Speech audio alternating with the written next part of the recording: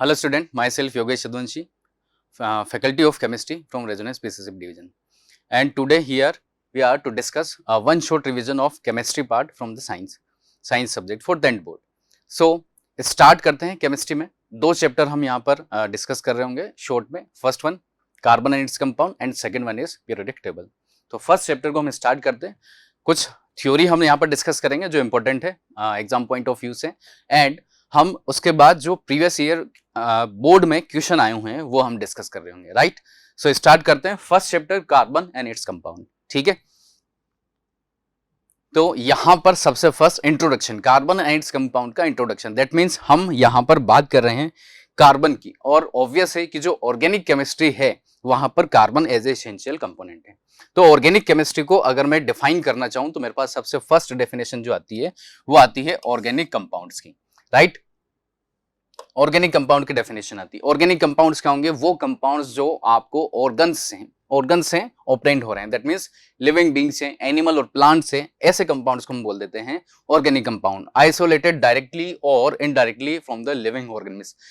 ठीक है, जैसे एनिमल एंड प्लांट ये लिविंग ऑर्गेनिज्म है, इनसे आप डायरेक्टली जो कंपाउंड ऑब्टेन कर रहे हो उनको अपन बोल देते हैं ऑर्गेनिक कंपाउंड्स. और ऑर्गेनिक कंपाउंड्स की जहां पर हम स्टडी कर रहे हैं उस ब्रांच को, केमिस्ट्री की उस ब्रांच को हम बोल देते हैं ऑर्गेनिक केमिस्ट्री. राइट, आगे बढ़ते हैं. अब ऑर्गेनिक केमिस्ट्री के बारे में सबसे फर्स्ट जो थ्योरी है या हाइपोथेसिस हम बोल सकते हैं वो है वाइटल फोर्स थ्योरी या बर्जेलियस हाइपोथेसिस. बर्जेलियस ने एक स्टेटमेंट प्रपोज किया ऑर्गेनिक कंपाउंड्स के लिए कि ऑर्गेनिक कंपाउंड जो है लिविंग बीइंग में ही सिंथेसाइज हो सकते हैं, क्योंकि वहां पर एक मिस्टीरियस फोर्स प्रेजेंट होता है जिसको हम वाइटल फोर्स बोलते हैं. ठीक है, तो लिविंग बीइंग में ही ऑर्गेनिक कंपाउंड सिंथेसाइज हो सकते हैं. ठीक है, और ये थ्योरी है वाइटल फोर्स थ्योरी, इसको हम बोल देते हैं वाइटल फोर्स थ्योरी और बर्जेलियस हाइपोथेसिस. ठीक है, इस आगे बढ़ते हैं. Next volar synthesis. अब वाइटल फोर्स थ्योरी का कोई प्रूफ नहीं है. ठीक है, सो नेक्स्ट आ जाता है हमारे पास वोलर सिंथेसिस. वोलर सिंथेसिस क्या होता है? इन 1828 फ्रेडरिक वोलर एक साइंटिस्ट है, इन्होंने यूरिया सिंथेसाइज किया है. फर्स्ट ऑर्गेनिक कंपाउंड होता है यूरिया. ठीक है, तो ये हमको याद रखना है. फर्स्ट ऑर्गेनिक कंपाउंड क्या हो जाएगा? यूरिया. अब ये यूरिया जो सिंथेसाइज हुआ ये डायरेक्टली ऐसा नहीं है कि हम ऑर्गेनिक कंपाउंड सिंथेसाइज कर रहे थे. लैब में यूरिया का जो सिंथेसिस हुआ वो एक्सीडेंटली हुआ. किस तरीके से? जो वोलर है, फ्रेडरिक वोलर, ये एक्सपेरिमेंट कर रहे थे ammonium sulphate and potassium cyanate पर. Ammonium sulphate and potassium cyanate. तो ammonium sulphate and potassium cyanate की जो रिएक्शन हुई उससे बन गया अमोनियम साइनेट NH4CnO, है ना. ये ऑर्गेनिक रिएक्शन कर रहे थे तो वहां से कंपाउंड बन के आया NH4CnO, अमोनियम साइनेट. इस NH4CN में टेम्परेचर के बेस पर रीअरेंजमेंट हुआ, और जब रीअरेंजमेंट हुआ तो उस कंडीशन में हमारा फर्स्ट ऑर्गेनिक कंपाउंड बन के आया जिसको हम बोल रहे हैं यूरिया, NH2CO NH2. ये फर्स्ट ऑर्गेनिक कंपाउंड था. इसका उनको पता कैसे लगा? इन्होंने NH4CnO, अमोनियम साइनेट और यूरिया, इन दोनों की प्रॉपर्टीज अलग अलग टेम्परेचर पर स्टडी की, तो वो रीअरेंजमेंट के थ्रू ऑर्गेनिक कंपाउंड में कन्वर्ट हो रहा था. ये ऑर्गेनिक कंपाउंड्स की प्रॉपर्टी शो कर रहा था, तो वहां से फर्स्ट ऑर्गेनिक कंपाउंड सिंथेसाइज हुआ यूरिया. ठीक है, तो इसको हम बोल देते हैं Wohler synthesis of first organic compound. Now come to next topic, bonding in carbon covalent bond. So carbon में अगर हम बॉन्डिंग की बात करेंगे, तो कार्बन जो है कोवेलेंट बॉन्ड फॉर्म करता है, ये हमको पता है. लेकिन क्या पॉसिबिलिटी है कि वो एनायन कैटायन फॉर्म कर सकता है, आयोनिक बॉन्ड फॉर्म कर सकता है? तो वही हम यहाँ पर देख रहे हैं. The reactivity of elements is explained as their tendency to attain a completely filled outermost shell. Right, so to attain the noble gas electronic configuration, है ना. अगर कोई भी element noble gas electronic configuration achieve कर लेता है वो stable हो जाता है. कार्बन भी ऐसा कर सकता है. कार्बन के आउटरमोस्ट शेल में अगर आप देखोगे तो कार्बन का हम इलेक्ट्रॉनिक कॉन्फिगरेशन लिखेंगे तो ये आ जाएगा हमारे पास 2 and 4. दैट मींस इसका आउटरमोस्ट शेल में 4 इलेक्ट्रॉन है, और अगर 4 इलेक्ट्रॉन प्रेजेंट है तो ये 4 इलेक्ट्रॉन को गेन करके C4- एनायन बना सकता है, या 4 इलेक्ट्रॉन लूज करके C4+ कैटायन बना सकता है.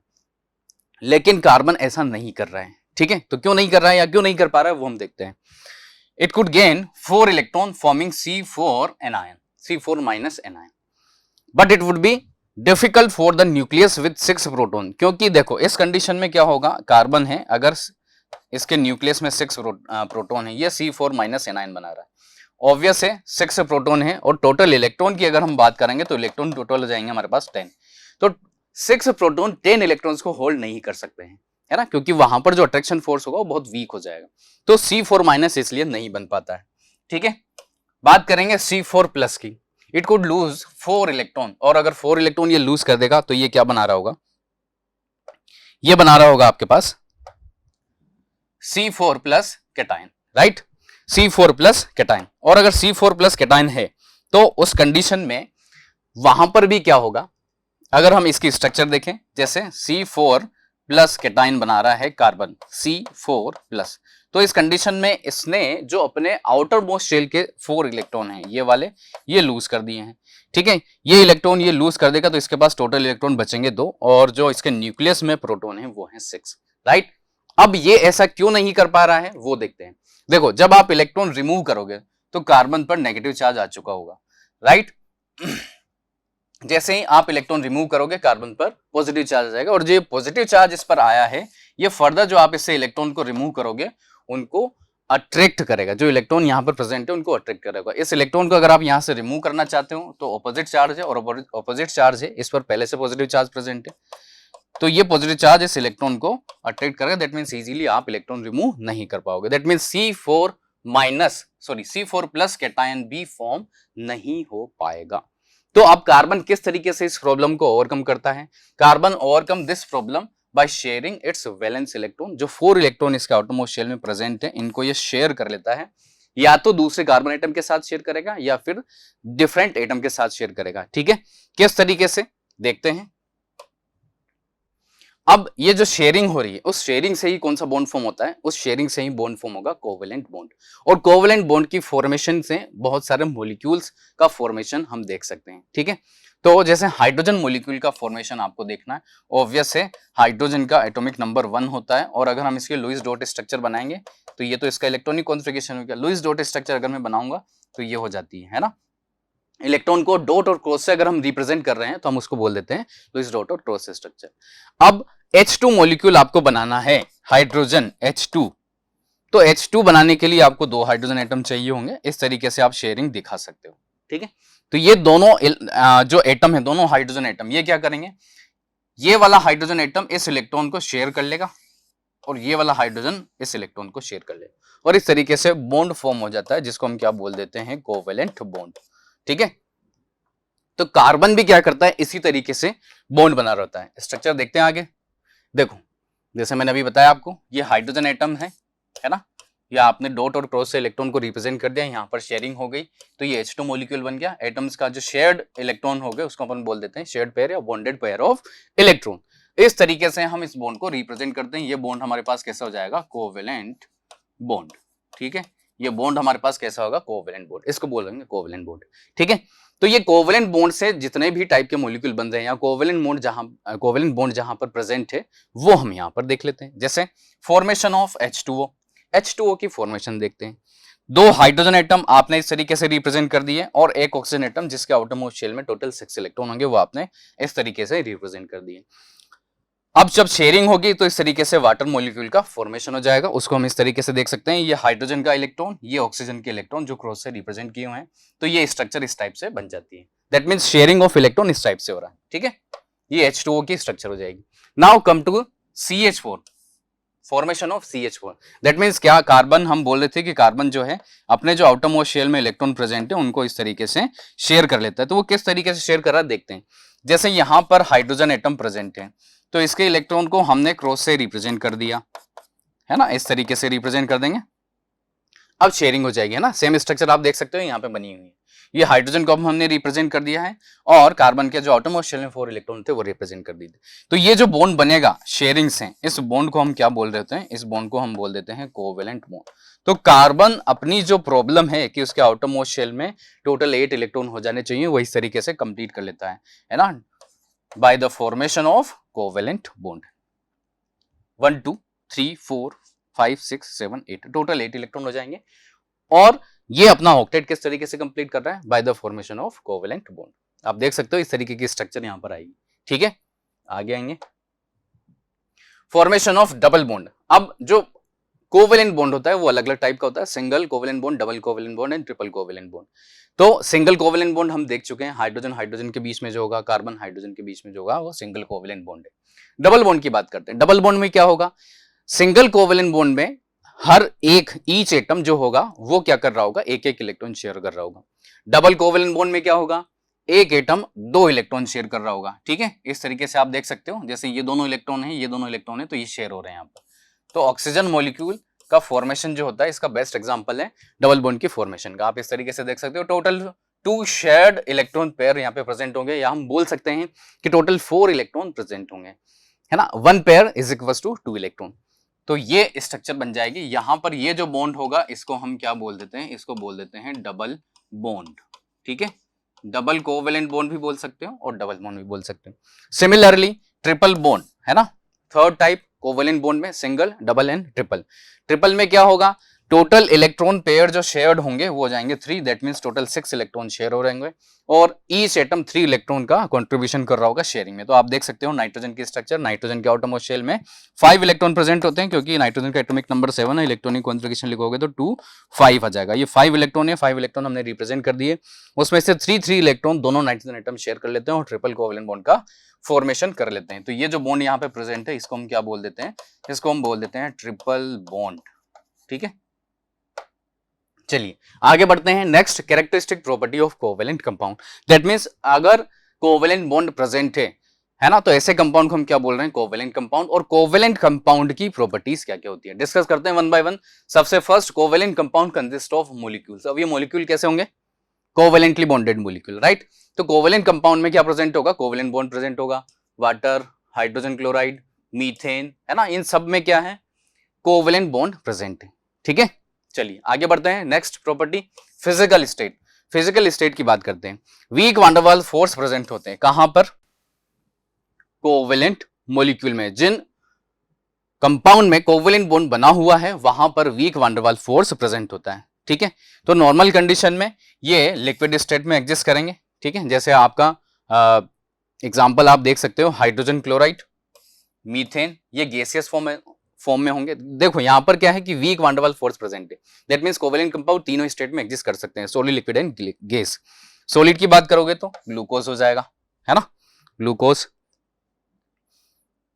यूरिया, ये सब क्या है, सॉलिड है। इथाइल अल्कोहल, कार्बन टेट्राक्लोराइड, इन सब में कोवेलेंट बॉन्ड प्रेजेंट है ना। तो जैसे आपका ग्लूकोज, शुगर, ये क्या है, सॉलिड है। कार्बन टेट्राक्लोराइड, इथाइल अल्कोहल, ये क्या है, ये लिक्विड है। और जैसे आप बात कर रहे हो मीथेन और हाइड्रोजन क्लोराइड की, तो ये गैसियस फॉर्म में एग्जिस्ट करते हैं। यहां पर भी कौन सा बॉन्ड प्रेजेंट होगा, कोवेलेंट बॉन्ड प्रेजेंट होगा। तो फिजिकल स्टेट तीनों हो सकती है, solid, liquid and gas. Next, crystal structure. जो कोवेलेंट कंपाउंड है ये दोनों टाइप की फॉर्म में प्रेजेंट हो सकते हैं। Crystalline structure, that means fixed structure होगी, है ना, और non crystalline structure, that means fixed structure present नहीं होगी, जिसको हम बोल देते हैं अमोर्फस, जिसकी कोई फिक्स्ड शेप नहीं होती है। नेक्स्ट बात करते हैं मेल्टिंग पॉइंट, बॉइलिंग पॉइंट की। Melting point, boiling point obvious है, जो कोवेलेंट कंपाउंड है उनका लेस होगा, कम होगा, लो होगा। क्यों, क्योंकि week van der Waals force present होता है, ठीक है ना। तो उसका रीजन हम यहां पर मेंशन कर सकते हैं, weak van der Waals force, so their melting point and boiling point are less. Next बात करते हैं इलेक्ट्रिकल कंडक्टिविटी। अब कोवेलेंट कंपाउंड में कोई फ्री इलेक्ट्रॉन नहीं होता है और आयन भी नहीं होता है, तो ये क्या होंगे, बेड कंडक्टर होंगे, किसके, इलेक्ट्रिसिटी के, राइट। नेक्स्ट प्रॉपर्टी की बात करते हैं, सोल्युबिलिटी। सोल्युबिलिटी, यहां पर एक कंसेप्ट अप्लाई हो जाता है कि अगर आपका कंपाउंड पोलर है तो वो पोलर सॉल्वेंट में इजीली डिसॉल्व हो जाएगा, नॉन पोलर है तो नॉन पोलर सॉल्वेंट में इजीली डिसॉल्व हो जाएगा। So due to non polar nature of covalent compound they are soluble in non polar solvent, है ना। जैसा अभी मैंने बताया। अब नॉन पोलर सॉल्वेंट क्या होता है, जैसे बेंजीन, कार्बन टेट्राक्लोराइड, ये सब क्या है, नॉन पोलर सॉल्वेंट है। और तो नॉन पोलर सॉल्वेंट में कोवेलेंट कंपाउंड इजीली डिसॉल्व हो जाते हैं। पोलर सॉल्वेंट की अगर बात करेंगे तो वाटर होता है, तो वाटर में कोवेलेंट कंपाउंड इजीली डिसॉल्व नहीं होते, ठीक है। आगे बढ़ते हैं। नेक्स्ट आ जाता है versatile nature of carbon, that means carbon के इतने सारे कंपाउंड, इतने सारे ऑर्गेनिक कंपाउंड अगर फाउंड हो रहे हैं तो उसका कुछ ना कुछ रीजन होगा, कुछ ना कुछ ऐसी प्रॉपर्टीज कार्बन में प्रेजेंट है जिनकी वजह से इतने सारे कंपाउंड फाउंड हो रहे हैं, राइट। ओवर 3 मिलियन, है ना, 3 मिलियन से ज्यादा जो कंपाउंड है वो प्रेजेंट है ऑर्गेनिक कंपाउंड। तो ये सब क्यों आ रहे हैं हमारे पास, ये सब क्यों डिस्कवर हो रहे हैं, या इतने सारे कंपाउंड क्यों डिस्कवर हो रहे हैं, तो उसके लिए जो प्रॉपर्टीज रेस्पॉन्सिबल है उनकी बात करते हैं। और ये प्रॉपर्टीज कौन सी है, उसमें सबसे फर्स्ट आ जाता है catenation, second one is tetravalency of carbon, and third one is tendency to form multiple bond. One by one discuss करते हैं। कैटेनेशन किसको बोलेंगे, self linking property of carbon atom, जिसके थ्रू वो स्ट्रेट चेन बना रहे, ब्रांच चेन बना रहे हैं और रिंग बना रहे हैं, ठीक है, डिफरेंट साइज की रिंग्स फॉर्म कर रहे हैं, उसको बोलते हैं catenation. Self linking properties of carbon atom, जिसको हम बोल रहे हैं कैटेनेशन। अब अगर इतने टाइप की रिंग्स फॉर्म होगी या ब्रांच फॉर्म होगी या स्ट्रेट चेन फॉर्म होगी, तो ऑब्वियस है कंपाउंड का जो नंबर होगा वो डिफरेंट होगा, ठीक है। अब कार्बन मैक्सिमम कैटेनेशन शो करता है, उसका रीजन क्या है कि एक तो इसकी साइज बहुत स्मॉल है और दूसरा इसका इलेक्ट्रॉनिक कॉन्फ़िगरेशन जो है इस तरीके का है कि वो मैक्सिमम कैटेनेशन शो कर सकता है और कार्बन कार्बन बॉन्ड्स जो फॉर्म होंगे उनकी स्ट्रेंथ अच्छी होगी, राइट। तो फर्स्ट रीजन हो जाएगा इतने सारे ऑर्गेनिक कंपाउंड फाउंड होने का, catenation. Second, tetravalency of carbon. Now what is the tetravalency, जो कार्बन की 4 वैलेंसी होती है उसी को हम बोल देते हैं टेट्रावैलेंसी, है ना। कार्बन बिलोंग्स टू 14 ग्रुप और 14 ग्रुप की जो वैलेंसी होगी वो कितनी होगी, 4। आउटरमोस्ट शेल में 4 इलेक्ट्रॉन है तो वैलेंसी भी कितनी आ जाएगी, 4। सो कार्बन क्या करेगा, मैक्सिमम वैलेंसी शो करता है, दैट मींस 4 वैलेंसी शो करेगा। और अगर 4 वैलेंसी शो करेगा तो डिफरेंट एटम्स कंबाइंड होंगे और डिफरेंट एटम्स कंबाइन होंगे तो हर बार न्यू कंपाउंड हमारे पास बन के आ रहा हो, इसलिए ऑर्गेनिक कंपाउंड इतने सारे फॉर्म होकर आ रहे हैं। Next one is tendency to form multiple bond. Multiple bond से सिंपल मीनिंग है कि कार्बन सिंगल बॉन्ड भी फॉर्म कर सकता है, डबल बॉन्ड भी फॉर्म कर सकता है और ट्रिपल बॉन्ड भी फॉर्म कर सकता है। तो ये मल्टीपल बॉन्ड हम उसी को बोल रहे हैं ना, double bond, triple bond, single bond, है ना। इसमें डबल बॉन्ड और ट्रिपल बॉन्ड को कंबाइंडली हम बोल देते हैं मल्टीपल बॉन्ड। तो सिंगल बॉन्ड तो फॉर्म करता ही है कार्बन, देखें आप एग्जांपल देख सकते हो, जैसे इथेन, यहाँ पर कार्बन कार्बन के बीच में सिंगल बॉन्ड प्रेजेंट है, मतलब 2 कार्बन का आपके पास एटम है, राइट। और उसमें भी आपके पास एक पॉसिबिलिटी ये है, दूसरी पॉसिबिलिटी ये बन जाती है, दैट मींस सिंगल बॉन्ड वाले कंपाउंड बन जाएंगे और डबल बॉन्ड वाले कंपाउंड बन जाएंगे। कार्बन कार्बन के बीच में डबल बॉन्ड आ गया और ट्रिपल बॉन्ड भी आ सकता है। तो अगर हमारे पास 2 कार्बन एटम का कोई कंपाउंड है तो उसमें भी हमारे पास पॉसिबिलिटी है, इसलिए इतने सारे ऑर्गेनिक कंपाउंड फाउंड हो रहे हैं और ये कार्बन की वर्सेटाइल नेचर को शो करते हैं। वर्सेटाइल नेचर का सिंपल मीनिंग हो गया कि कार्बन के पास अलग अलग प्रॉपर्टीज प्रेजेंट है ना। चलिए नेक्स्ट आगे बढ़ते हैं, allotropic forms of carbon. Now come to the allotropic form. Allotropic form क्या होती है या एलोट्रोपी क्या होती है, अगर कोई element more than 1 physical form में एग्जिस्ट कर रहा है, दैट मींस उसकी डिफरेंट फिजिकल फॉर्म प्रेजेंट है और केमिकल प्रॉपर्टीज सेम है, तो उसको हम बोल देते हैं एलोट्रोप्स। वो जो फिनोमिना वो एलिमेंट शो कर रहा होता है उसको हम बोल देते हैं एलोट्रोपी, राइट। तो बात करते हैं कार्बन के एलोट्रोप की। अब कार्बन के 2 तरह के एलोट्रोप हैं, क्रिस्टलाइन एलोट्रोप एंड अमोर्फस, जिसको आप बोल देते हो नॉन क्रिस्टलाइन एलोट्रोप, है ना। क्रिस्टलाइन एलोट्रोप में 3 है, diamond, graphite, fullerene. Non crystalline में आपके पास अलग अलग हैं, कोल, चारकोल, लैंप ब्लैक। चारकोल का फर्दर डिवाइडेशन हो जाता है would charcoal, sugar charcoal, animal charcoal. तो ये आपके सिलेबस में है नहीं, सिलेबस में जो है ये है डायमंड, ग्रेफाइट एंड फुलरीन, तो ये हम डिस्कस करते हैं, है ना। अब एलोट्रोप की बात कर लेते हैं, कार्बन के जो allotrope, the element carbon occurs in different forms in nature with widely varying physical properties, that means physical properties क्या होगी, डिफरेंट होगी एलोट्रोप्स की। डायमंड एंड ग्रेफाइट, फर्स्ट बात करते हैं डायमंड एंड ग्रेफाइट की। Diamond and graphite are formed by carbon atoms, carbon atoms की से फॉर्म हो रहे हैं। The different lies in the manner in which the carbon atoms are bonded to one another, मतलब दोनों में जो डिफरेंस प्रेजेंट है वो किस तरीके से प्रेजेंट है आप यहाँ पे देख सकते हो। देखो ये जो स्ट्रक्चर है ये ग्रेफाइट की स्ट्रक्चर है ना, ये डायमंड की स्ट्रक्चर है ना, ये फुल रिंग की स्ट्रक्चर है जिसको अभी अपन देखेंगे। तो हम बात करते हैं डायमंड में। डायमंड में जो बॉन्डिंग होगी तो वो एक carbon atom 4 other carbon atom से टेट्राहेड्रॉन मैनर में बॉन्डेड होता है, टेट्राहेड्रल शेप में, ठीक है। ग्रेफाइट में क्या होगा, ग्रेफाइट में हेक्सागोनल लेयर बनेगी, है ना, लेकिन एक कार्बन एटम की बात करें तो वो 3 अदर कार्बन एटम से बॉन्डेड है। तो यहाँ पर 1 इलेक्ट्रॉन फ्री रह जाता है, यहाँ पर एक भी इलेक्ट्रॉन फ्री नहीं है। यहाँ पर 1 इलेक्ट्रॉन फ्री होगा तो ग्रेफाइट इलेक्ट्रिसिटी का गुड कंडक्टर होगा, इधर गुड कंडक्टर नहीं होगा, बैड कंडक्टर होगा। इधर चारों बॉन्ड बने हुए हैं इसलिए कॉम्पैक्ट स्ट्रक्चर बन जाएगी, इधर 3 बॉन्ड बने हुए हैं इसलिए जो कॉम्पैक्ट स्ट्रक्चर है वो फॉर्म नहीं होगी। ये लेयर्स की फॉर्म में प्रेजेंट होता है, इनमें वीक फोर्स प्रेजेंट होता है, ये लेयर एक दूसरे से वीक फोर्स से अट्रैक्ट हो रही होती है, ठीक है। तो ग्रेफाइट जैसे पेंसिल में ग्रेफाइट प्रेजेंट होता है, तो पेंसिल में जब आप लिखते हो तो ये लेयर वहीं पर छूटती जाती है ना, इस तरीके से। तो ग्रेफाइट से आप क्या कर पा रहे हो, लिख पा रहे हो, है ना। तो ये हेक्सागोनल लेयर की फॉर्म में होगा और ये टेट्राहेड्रॉन मैनर में बॉन्डेड होगा। आगे बढ़ते हैं, next, 2 different structure result in diamond and graphite having very different physical property. अलग अलग प्रॉपर्टीज होती हैं, chemical properties are the same, है ना। जो एलोट्रोप होंगे उनकी केमिकल प्रॉपर्टी सेम होगी, हम पहले डिस्कस कर चुके हैं। Diamond the hardest substance. अब हार्डेस्ट सब्सटेंस ये कैसे बन के आ रहा है, क्योंकि हर एक एटम, कोई भी एक कार्बन एटम होगा वो 4 अदर कार्बन एटम से बॉन्डेड है, और ग्रेफाइट में ऐसा नहीं है, क्योंकि ग्रेफाइट में क्या है कि वो एक बॉन्ड तो फ्री है ही सही साथ में, और जो लेयर है वो वीक फोर्स है, अट्रैक्ट कर रही है एक दूसरे को, तो ग्रेफाइट की स्ट्रक्चर जो होती है वो स्लिपरी हो जाती है। Graphite is also good conductor of electricity, हमने रीजन मेंशन कर लिया। ठीक है, आगे बढ़ते हैं। Diamond can be synthesized by subjecting pure carbon to very high pressure and temperature. Artificial diamond जो आप बनाते हो वो इस तरीके से बनाते हो।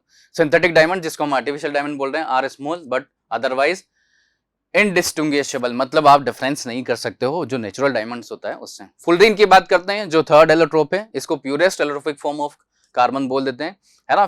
जो फुलरीन है, फुलरीन में ऐसा इस तरीके से हम इसको रिप्रेजेंट कर देते हैं CN, that means number of atom. Fullerenes में कुछ भी हो सकता है। C60 की स्ट्रक्चर जो है वो फाइंड की गई है, अभी हमने जस्ट देखा, है ना। C60 भी होता है, C370 भी होता है ना, इस तरीके से होते हैं। तो फुलरीन को जब हम रिप्रेजेंट कर देते हैं तो CN से रिप्रेजेंट कर सकते हैं, है ना। फर्स्ट जो है C60 की स्ट्रक्चर आइडेंटिफाई कर ली गई है। ये इसकी जो स्ट्रक्चर होती है वो जियोडेसिक डोम की तरह होती है, जिसको यूएस के जो आर्किटेक्ट हैं बकमिस्टर फुलर, उनके बेस पर नेम दिया गया है, और उसी को हम बोल देते हैं फुलरीन वहां से। ठीक है, तो स्ट्रक्चर जो है वो आप इस तरीके से देख सकते हो, ये स्ट्रक्चर है फुलरीन की। यहाँ पे क्या होगा, 12 पेंटागन एंड 20 हेक्सागन प्रेजेंट होंगे, है ना। हेक्सागन मतलब 6 कार्बन एटम्स की रिंग, पेंटागन मतलब 5 कार्बन एटम्स की रिंग। तो ये होते हैं एलोट्रोप। ठीक है, आगे बढ़ते हैं। नेक्स्ट आ जाता है classification of organic compound. That means organic compound को आप किस तरीके से डिवाइड करते हो, किस तरीके से क्लासिफाई करते हो। ऑर्गेनिक कंपाउंड्स बहुत सारे हैं, तो ऑब्वियसली उनका क्लासिफिकेशन जरूरी है कि हम उनको एक प्रॉपर वे में स्टडी कर सकें। तो ऑर्गेनिक कंपाउंड्स को हम डिवाइड कर देते हैं 2 कैटेगरी में। First one is open chain compound, second one is close chain compound. Open chain compound, जैसे नेम से हमको आइडिया लग रहा है, open chain that means carbon की यहां पर क्या प्रेजेंट होगी, ओपन चेन प्रेजेंट होगी, या तो स्ट्रेट चेन होगी या फिर ब्रांच्ड चेन प्रेजेंट होगी। ठीक है, इनको बोल देते हैं ओपन चेन कंपाउंड। इसी को हम बोल रहे होते हैं एलिफेटिक कंपाउंड। ठीक है, ये भी आपको ध्यान में रखना है, एलिफेटिक कंपाउंड्स, राइट। इधर देखेंगे, इधर क्लोज चेन कंपाउंड है, दैट मींस कार्बन एटम्स की क्लोज चेन प्रेजेंट होगी, या रिंग प्रेजेंट होगी, या साइक्लिक स्ट्रक्चर प्रेजेंट होगी, इनको साइक्लिक कंपाउंड भी बोल देते हैं, राइट। इसको फर्दर डिवाइड कर देते हैं तो एलिसाइक्लिक कंपाउंड और एरोमेटिक कंपाउंड में डिवाइड कर देते हैं। इधर भी डिवाइडेशन है, देखते हैं आगे डिटेल में स्टडी करते हैं। तो फर्स्ट हम ले रहे हैं ओपन चेन कंपाउंड्स। यहां पे क्या प्रेजेंट होगा, open chain of carbon atoms विच में बी आइदर स्ट्रेट चेन और ब्रांच चेन हो सकती है। अपार्ट फ्रॉम दैट दे में ऑल्सो बी सेचुरेटेड और अनसेचुरेटेड, मतलब अगर फर्दर क्लासिफिकेशन की हम बात करें तो वो सेचुरेटेड और अनसेचुरेटेड हो सकते हैं। इसको भी देखेंगे, सेचुरेटेड और अनसेचुरेटेड क्या होता है। सेचुरेटेड में आपका फर्स्ट कैटेगरी आ रही होगी कौन सी, जिसको आप बोल रहे हो एल्केन। अनसेचुरेटेड में 2 कैटेगरी है, एल्कीन और एल्काइन। ठीक है, किसके बेस पे डिवाइडेशन है, जो कार्बन कार्बन एटम्स के बीच में बॉन्ड बने हुए हैं उनके बेस पर। आप एग्जांपल देख सकते हो, जैसे एल्केन में एग्जांपल देखेंगे तो मीथेन आ जाएगा, इथेन आएगा, इस तरीके की स्ट्रक्चर होती है। प्रोपेन, ये क्या है आपके पास ब्यूटेन। ठीक है, ये सारे alkane that means saturated hydrocarbon या सेचुरेटेड कंपाउंड के एग्जांपल है। आगे बढ़ते हैं। नेक्स्ट, इसमें साइक्लिक कंपाउंड की बात कर रहे हैं, है ना। फर्दर क्लासिफिकेशन अभी हम देखेंगे, जो ओपन चेन कंपाउंड है उसका। साइक्लिक की बात करते हैं, अगर रिंग बनी हुई है, ऑर्गेनिक कंपाउंड जिनमें साइक्लिक स्ट्रक्चर बनी हुई है या रिंग बनी हुई है, ऐसे कंपाउंड को हम बोल देते हैं cyclic compound. Minimum of 3 atoms, minimum 3 atom से आप रिंग स्ट्रक्चर बना सकते हो या साइक्लिक कंपाउंड बना सकते हो। इससे कम एटम होंगे तो आप रिंग स्ट्रक्चर नहीं बना सकते हैं, राइट। सो इनको फर्दर हमने डिवाइड किया है, एलिसाइक्लिक कंपाउंड, दोस कार्बोसाइक्लिक कंपाउंड, जैसे मतलब जिन्होंने कार्बन की रिंग बना रखी है, साइकिल बना रखी है, ऐसे कंपाउंड जो प्रॉपर्टी में एलिफेटिक कंपाउंड से रिजेंबल करते हैं। दैट मींस उनकी प्रॉपर्टीज कैसी है, जो ओपन चेन कंपाउंड है उनकी तरह, है ना। उसी को हम एलिफेटिक कंपाउंड बोल देते हैं, तो उसको बोल देते हैं एलिसाइक्लिक कंपाउंड। आगे बढ़ते हैं। नेक्स्ट आप एग्जांपल देख सकते हो, जैसे CH2 और CH2, तो ये बॉन्ड बना हुआ है, तो इसको आप इस तरीके से रिप्रेजेंट कर सकते हो, है ना। इसको बोल देंगे साइक्लोप्रोपेन, ये साइक्लोब्यूटेन हो जाएगा, ये साइक्लोपेंटेन हो जाएगा, ये साइक्लोहेक्सेन हो जाएगा। तो ये एलिसाइक्लिक कंपाउंड होते हैं जिसमें कार्बन की रिंग बनी होती है। नेक्स्ट आ जाता है एरोमेटिक कंपाउंड। एरोमेटिक कंपाउंड की स्पेसिफिक डेफिनेशन है, और ये स्पेसिफिक डेफिनेशन क्या बोलती है, स्पेसिफिक डेफिनेशन ये बोलती है कि यहां पर क्या प्रेजेंट होगा, इन कंपाउंड्स की स्पेसिफिक स्मेल होगी, अरोमा होगी, राइट। सो इसमें होता क्या है, बेंजीन रिंग प्रेजेंट होगी। अब ये बेंजीन रिंग या तो आइसोलेटेड फॉर्म में होगी, दैट मीन सिंगल, जैसे कि यहां पे प्रेजेंट है, या फिर फ्यूज्ड फॉर्म में होगी। फ्यूज फॉर्म किसको बोलते हैं, जहां पर दो रिंग आपकी कंबाइंड हो रही होंगी, है ना, किसी भी तरीके से कंबाइंड हो सकती हैं इस तरीके से, तो इसको क्या बोल देते हैं, ये आपकी फ्यूज्ड रिंग है और ये आइसोलेटेड रिंग है। तो ऐसे कंपाउंड जहां पर बेंजीन रिंग प्रेजेंट होती है उनको अपन बोल देते हैं एरोमेटिक कंपाउंड। ये टोलुइन के स्ट्रक्चर हो जाएगी, बेंजीन पे अगर आप CH3 ग्रुप अप्लाई कर देते हो तो, है ना, और इस पर अगर आप C2H5 ग्रुप अप्लाई कर देते हो बेंजीन पर तो इथाइल बेंजीन हो जाता है। इस पर NH2 ग्रुप अप्लाई कर दोगे तो ये क्या हो जाएगा, एनिलीन हो जाएगा। इस पर OH ग्रुप अप्लाई कर दोगे तो ये क्या हो जाएगा, फिनोल हो जाएगा। ठीक है, आगे बढ़ते हैं। नेक्स्ट हाइड्रोकार्बन, जो ओपन चेन कंपाउंड है उनको फर्दर हम यहां पर देख रहे हैं डिटेल में, हाइड्रोकार्बन। अब हाइड्रोकार्बन क्या हो जाता है, compounds containing only carbon and hydrogen are called hydrocarbon. ऐसे ऑर्गेनिक कंपाउंड जो कार्बन और हाइड्रोजन से बने हुए हैं इसको हम बोल देते हैं hydrocarbon. These are the simplest organic compound, ये सिंपलेस्ट ऑर्गेनिक कंपाउंड है, इनसे ही फर्दर ऑर्गेनिक कंपाउंड्स को आप डिराइव कर सकते हो और उनको क्या बोल देते हैं, हाइड्रोकार्बन डेरिवेटिव्स। ठीक है, उनको अपन बोल देते हैं हाइड्रोकार्बन डेरिवेटिव्स, राइट। इसका जो सोर्स होगा, मेजर सोर्स, वो क्या हो जाएगा, हाइड्रोकार्बन का major source petroleum, right. Petroleum से आप हाइड्रोकार्बन को ऑब्टेन कर सकते हो। नाउ आगे बढ़ते हैं, टाइप्स ऑफ हाइड्रोकार्बन। हमने अभी देखा था सेचुरेटेड हाइड्रोकार्बन, तो सेचुरेटेड हाइड्रोकार्बन है ओनली सिंगल कैटेगरी है एल्केन। एल्केन क्या होगा, सेचुरेटेड हाइड्रोकार्बन जिसमें कार्बन कार्बन के बीच में सिंगल बॉन्ड प्रेजेंट है। ठीक है, उसको हम बोल देंगे एल्केन। अब इसके जनरल फॉर्मूला की बात करेंगे, CnH2n+2, राइट। जहां पे N क्या हो जाएगा, number of carbon atoms. Unsaturated की बात करते हैं जिसमें दो category, alkene and alkyne. Alkene क्या होगा, कार्बन कार्बन एटम्स के बीच में डबल बॉन्ड प्रेजेंट होगा तो उसको अपन बोल देते हैं एल्किन।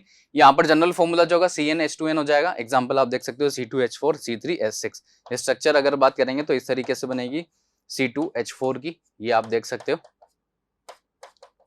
ठीक है, तो यहाँ पे कार्बन कार्बन एटम्स के बीच में डबल बॉन्ड प्रेजेंट है, दैट मींस ये एल्किन हो जाएगा। आगे बढ़ते हैं, इसी में सेकंड कैटेगरी अनसेचुरेटेड में जो है सेकंड कैटेगरी क्या हो जाती है, एल्काइन। एल्काइन में क्या होगा, कार्बन कार्बन एटम्स के बीच में ट्रिपल बॉन्ड प्रेजेंट होगा। ठीक है, तो यहाँ पर जनरल फॉर्मूला हो जाएगा, वो क्या हो जाएगा, -2 CnH2n-2 है ना, इस तरीके से आपको याद रखना है। तो कार्बन कार्बन एटम्स के बीच में यहाँ पे क्या प्रेजेंट होगा, ट्रिपल बॉन्ड प्रेजेंट होगा इस तरीके से।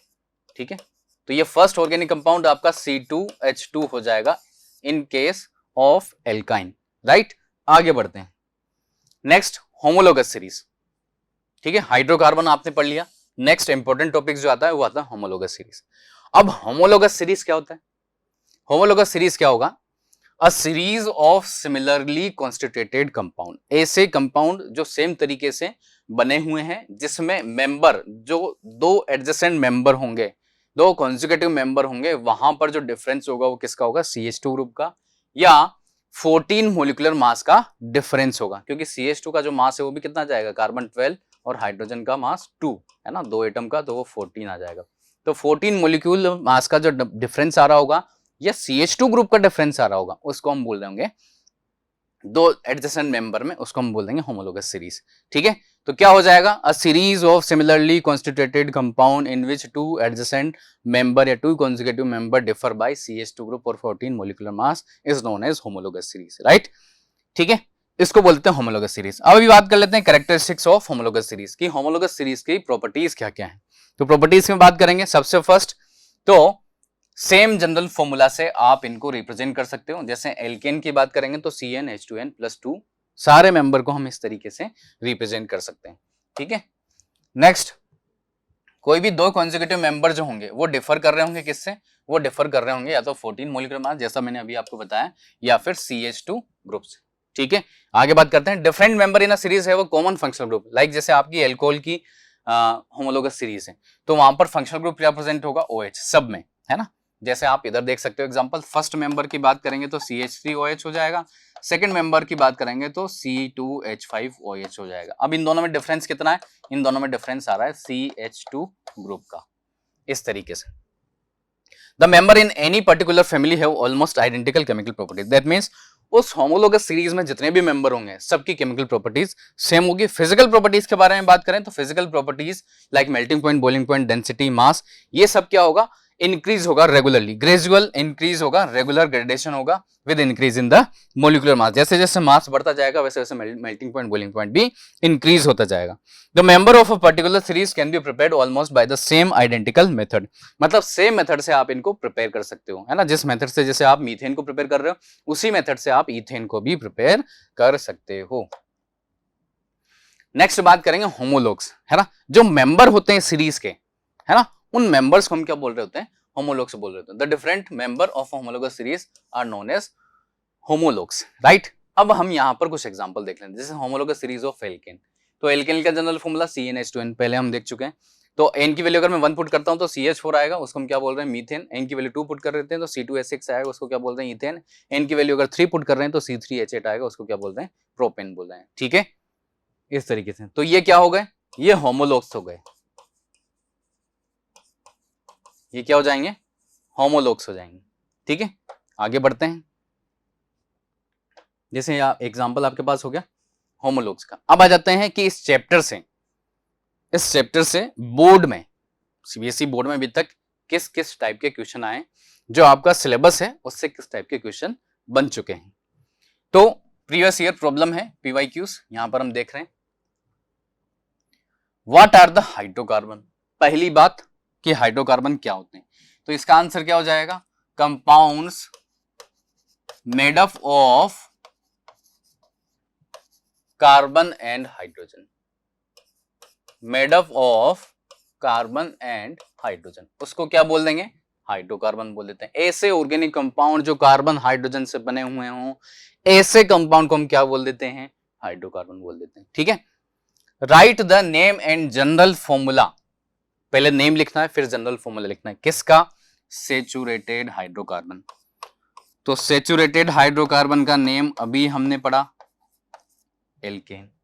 जनरल फॉर्मूला की बात करेंगे CnH2n+2, ये जनरल फॉर्मूला हो गया।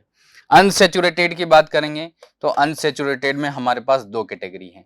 फर्स्ट कैटेगरी कौन सी, एल्कीन, एंड सेकेंड कैटेगरी, ठीक है, कौन सी, एल्काइन।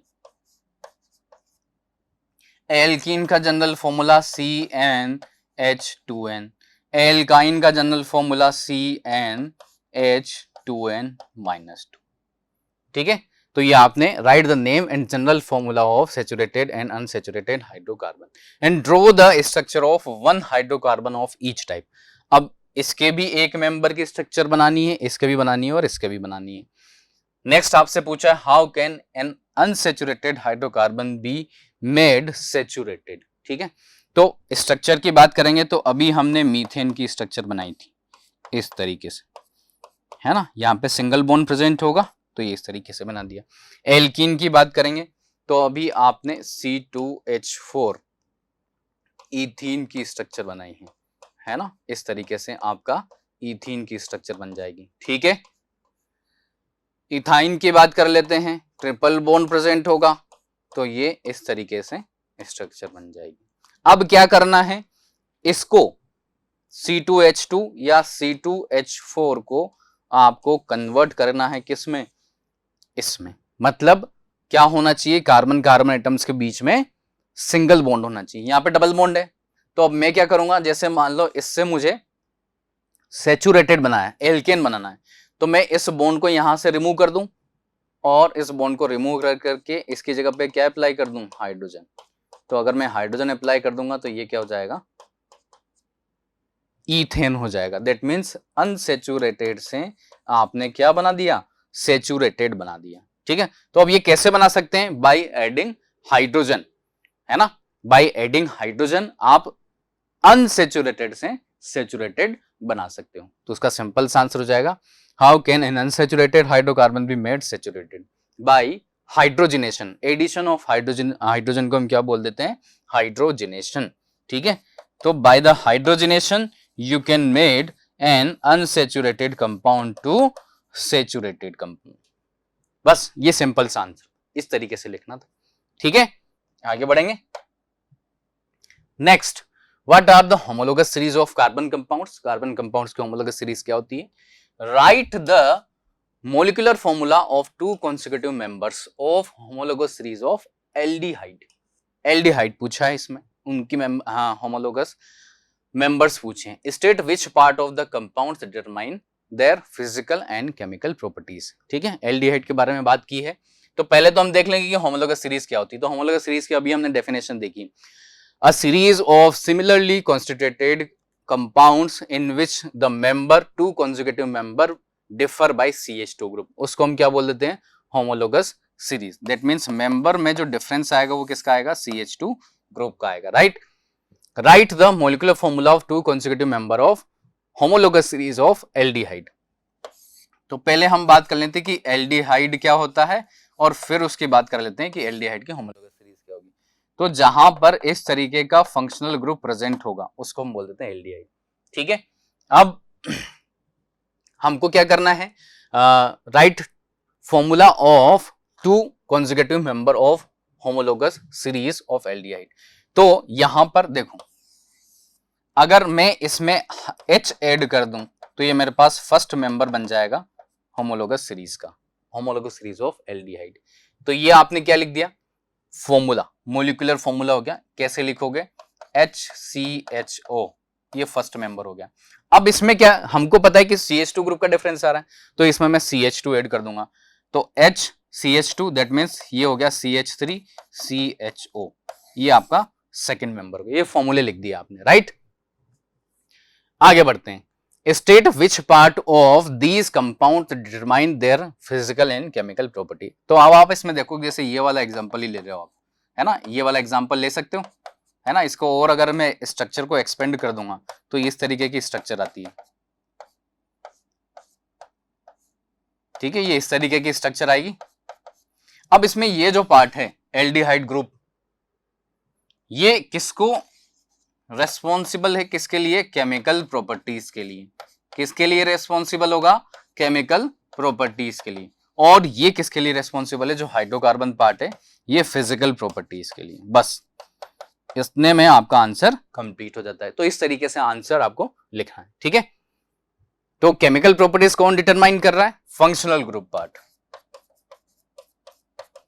कौन डिटरमाइन करेगा chemical properties, functional group part. और फिजिकल प्रॉपर्टीज कौन डिटरमाइन करेगा, हाइड्रोकार्बन पार्ट, हाइड्रोकार्बन पार्ट, ठीक है। इस तरीके से आंसर लिखना है। ये प्रीवियस जो आपका CBSE बोर्ड का एग्जाम होता है उनमें आए हुए क्वेश्चन, ठीक है।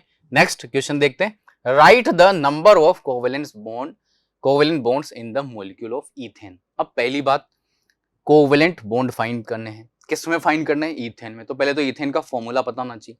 तो ईथेन का फॉर्मूला क्या होता है, C2H6। देन इसके बाद अगर आपको फॉर्मूला पता है तो इसकी स्ट्रक्चर पता होना चाहिए। तो स्ट्रक्चर जो होगी वो इस तरीके की होती है, ठीक है, ये ईथेन की स्ट्रक्चर हो गई। अब इसमें क्या करना है, कोवेलेंट बॉन्ड का नंबर बताना है। तो नंबर्स इजीली पता लग रहा है, 1 2 3 4 5 6 7। तो टोटल कोवेलेंट बॉन्ड कितने हुए, 7 हुए, है ना। टोटल कोवेलेंट बॉन्ड कितने हुए, 7 हुए। बस इस तरीके से आंसर लिखना है। आगे बढ़ते हैं नेक्स्ट क्वेश्चन की तरफ। Write the molecular formula of second and third member of the homologous series whose first member is methane. क्या करना है, फॉर्मूला लिखना है, किसका, होमोलोगस सीरीज का। किसकी होमोलोगस सीरीज, जिसका फर्स्ट मेंबर कौन है, मीथेन। तो पहले तो मीथेन का फॉर्मूला लिख लेते हैं, क्या होता है, CH4। अब इसके सेकंड और थर्ड मेंबर लिखना है। तो ये फर्स्ट मेंबर हो गया, ऑब्वियस है, ये फर्स्ट मेंबर है। तो सेकंड मेंबर में CH2 ऐड कर देता हूं, और CH2 ऐड करूंगा तो C2H6 हो जाएगा, ठीक है। तो ये सेकंड मेंबर हो गया। थर्ड मेंबर की बात करते हैं तो इसमें CH2 ऐड कर देंगे तो C3H8 हो जाएगा, ठीक है, ये थर्ड मेंबर हो गया। तो ये मॉलिक्यूलर फॉर्मूला लिख दिया आपने सेकंड और थर्ड मेंबर का। Of the homologous series whose first member is methane, तो मीथेन CH4 ये फर्स्ट मेंबर है, ये फॉर्मूला हो गया, ये थर्ड मेंबर का फॉर्मूला। सिंपल है, कर सकते हैं इजीली। आगे बढ़ते हैं। Next, why are certain compounds called hydrocarbon, है ना, कुछ कंपाउंड्स को आप हाइड्रोकार्बन बोल देते हो, क्यों बोलते हो?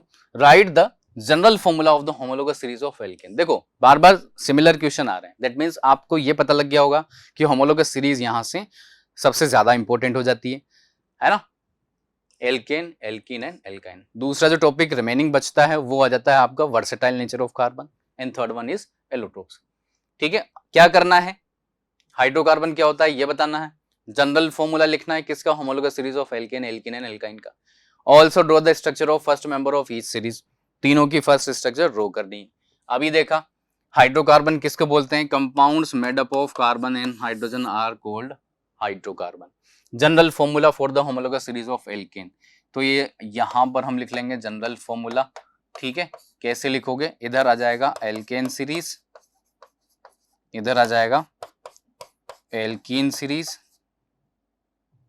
और इधर आ जाएगा एल्काइन सीरीज। एल्केन का जनरल फॉर्मूला क्या हो जाता है, CnH2n+2, इधर क्या हो जाएगा CnH2n, इधर क्या हो जाएगा CnH2n-2, ये जनरल फॉर्मूला हो गया।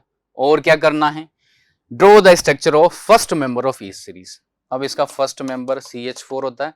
इधर ध्यान रखने वाली बात है कि एल्कीन का जो फर्स्ट मेंबर होगा वो 1 कार्बन वाला नहीं होगा, 2 कार्बन वाला होगा C2H4, और इधर भी 2 कार्बन वाला C2H2। इनकी स्ट्रक्चर ड्रॉ करनी है, ऑब्वियस है, ड्रॉ कर देंगे। CH4 की स्ट्रक्चर इस तरीके से, C2H4 की इस तरीके से डबल बॉन्ड प्रेजेंट होगा, है ना, तो इस तरीके से 2 कार्बन और 4 हाइड्रोजन। C2H2 इस तरीके से, ये हो गई स्ट्रक्चर। सिंपल है, कर सकते हैं। ठीक है, तो इस तरीके के क्वेश्चन आएंगे आपके carbon and its compound chapter से, है ना। जो टॉपिक है वो हमने इंक्लूड किए हैं। आई होप कि आपको पता लगा हो किस तरीके से क्वेश्चन आने वाले हैं।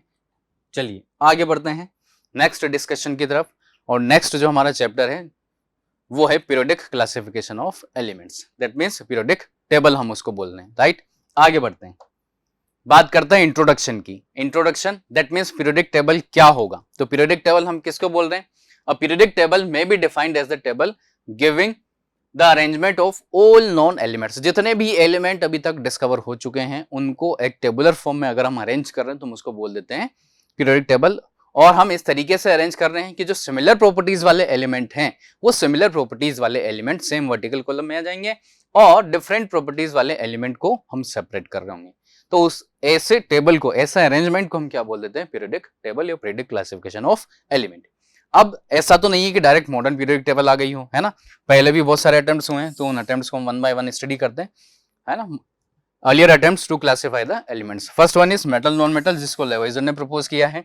ठीक है, इन्होंने 2 ग्रुप में डिवाइड कर दिया था। फर्स्ट वन इज मेटल जो कि टेंडेंसी रखती है इलेक्ट्रॉन लूज करने की, नॉन मेटल जो कि टेंडेंसी रखती है इलेक्ट्रॉन गेन करने की, है ना। इसको फिर बाद में डिस्कार्ड कर दिया गया, रीजन आपको पता ही है ना, क्या हो जाएगा, क्योंकि मेटलॉइड्स भी प्रेजेंट है, उनके बारे में लेवोइजर ने कुछ भी नहीं कहा। इसके बाद क्या हुआ, जॉन डाल्टन, इन्होंने एक टेबल पब्लिश की जिसमें क्या प्रेजेंट थे, एटॉमिक मास प्रेजेंट थे। किसके एटॉमिक मास, एलिमेंट्स के एटॉमिक मास प्रेजेंट थे, है ना। लेकिन उसको हम क्लासिफिकेशन नहीं बोलेंगे क्योंकि वहां पर कोई अरेंजमेंट नहीं था, है ना, ओनली एटॉमिक मास और एटॉमिक वेट्स प्रेजेंट। नेक्स्ट किसने ट्राई किया, डॉबर्नर। डॉबर्नर ने ट्राई किया कि एलिमेंट्स को क्लासिफाई करते हैं। 1817 में जर्मन केमिस्ट डॉबर्नर, इन्होंने एलिमेंट्स को अरेंज करने की कोशिश की। इन्होंने क्या किया, सिमिलर प्रॉपर्टीज वाले एलिमेंट्स के ग्रुप बना लिए और 3-3 एलिमेंट के ग्रुप बनाए, जिसको इन्होंने क्या बोल दिया, ट्राइड्स बोल दिया। अब इनके अकॉर्डिंग जो ट्राइड्स के ग्रुप इन्होंने बनाए उसमें इन्होंने एलिमेंट्स को अकॉर्डिंग टू मास अरेंज किया और फिजिकल प्रॉपर्टीज के। तो वहां पर एक स्टेटमेंट इन्होंने प्रपोज कर दिया। क्या स्टेटमेंट प्रपोज किया कि जो सेंट्रल एलिमेंट का एटॉमिक मास होगा, atomic mass of central element is merely the arithmetic mean of the atomic mass of other 2 element. ठीक है, दैट मींस दोनों एलिमेंट का जो एटॉमिक मास है फर्स्ट और थर्ड का, उसका अगर हम एवरेज निकाल लेते हैं तो हमारा जो सेंट्रल एलिमेंट होगा उसका एटॉमिक मास आ जाएगा। जैसे लिथियम का मास होता है 7, लिथियम सोडियम पोटेशियम को एक ही ग्रुप में एक ट्रायड में उन्होंने प्लेस किया, तो लिथियम का मास है 7, पोटेशियम का 39, तो 7 + 39 एवरेज अगर आप निकालोगे तो कितना आ जाएगा, ये 43 आ रहा होगा। ठीक है, तो सोडियम का एटॉमिक मास कितना हो जाता है, 43 हो जाता है, और एक्चुअल एटॉमिक मास भी कितना है, 43 है। ऐसे बहुत सारे एलिमेंट जितने भी उस टाइम पर डिस्कवर थे उसमें से मैक्सिमम के ट्रायड उन्होंने बना लिए। कौन कौन से एग्जाम्पल है देख सकते हैं, सल्फर, सेलेनियम और टेल्यूरियम। ठीक है, ऐसे आप देख सकते हो, chlorine, bromine and iodine, calcium, strontium, barium. तो मैक्सिमम एलिमेंट वहां पर ट्रायड्स के फॉर्म में अरेंज हो गए। ठीक है, तो ये एग्जांपल भी आपको याद रखने पड़ेंगे। बात करते हैं लिमिटेशन, इसको डिस्कार्ड क्यों किया गया, इसको डिस्कार्ड क्यों किया गया। तो atomic mass of 3 element of some triads are almost same. जैसे आयरन, कोबाल्ट, निकल है, इनका जो एटॉमिक मास है वो लगभग सेम है। कैसे, जैसे Fe है 56 हो जाता है, CO है 58.9 हो जाता है, और निकिल जो है वो कितना हो जाता है, 58.6 हो जाता है। तो इनका एटॉमिक मास लगभग सेम है, राइट। तो इनको हम ट्रायड के, ठीक है, इनकी प्रॉपर्टी सेम है, नो इश्यू, लेकिन फिर भी एटॉमिक मास जो लगभग सेम आ रहा है। ठीक है, आगे बढ़ते हैं। It was restricted to few element therefore discarded. कुछ ही एलिमेंट्स को वो ट्रायड के फॉर्म में अरेंज कर पाए, कुछ को नहीं भी कर पाए, कुछ उस ट्रायड से बाहर रह गए, तो इसलिए इसको फर्दर डिस्कार्ड कर दिया गया। आगे बढ़ते हैं। Next, Newlands law of octave. Newlands law of octave, Newland का ऑक्टेव का क्लासिफिकेशन है ना। दैट मीन्स इन्होंने क्या किया, इंग्लिश केमिस्ट ने एलिमेंट्स को अरेंज किया किस बेस पर, इंक्रीजिंग ऑर्डर। पहली बार इन्होंने increasing order of atomic mass use किया, किसी साइंटिस्ट ने increasing order of atomic mass use किया, और इन्होंने स्टार्ट किया हाइड्रोजन से और थोरियम पर एंड कर दिया, जो कि उस समय पर, उस टाइम पर 56 एलिमेंट था, राइट। अब यहां से एक स्टेटमेंट प्रपोज किया इन्होंने भी, कि इन्होंने क्या किया, आफ्टर टेबल, जब इन्होंने टेबल प्रपोज कर दी उसके बाद, कि जो प्रॉपर्टी होगी एवरी एर्थ एलिमेंट की, he observed that the every eighth element had properties similar to that of the first। जब टेबल इन्होंने पब्लिश की तो उसमें टेबल बनाई, तो उसमें देखा कि जो एवरी एर्थ एलिमेंट आ रहा है उसकी प्रॉपर्टी फर्स्ट से मैच कर रही है। Newlands called this relation as the law of octave. Law of octave क्यों बोला, क्योंकि ये सिमिलरिटी शो कर रहा था म्यूजिकल स्केल पर, जैसे होती है सारे गामा पा धा नी सा, वापस एर्थ नोट क्या आ जाती है, सा आ जाती है, वैसे ही है ना। इंग्लिश में अगर आप देखोगे तो डो रे मी फा सोल ला टी ना, है ना, इससे।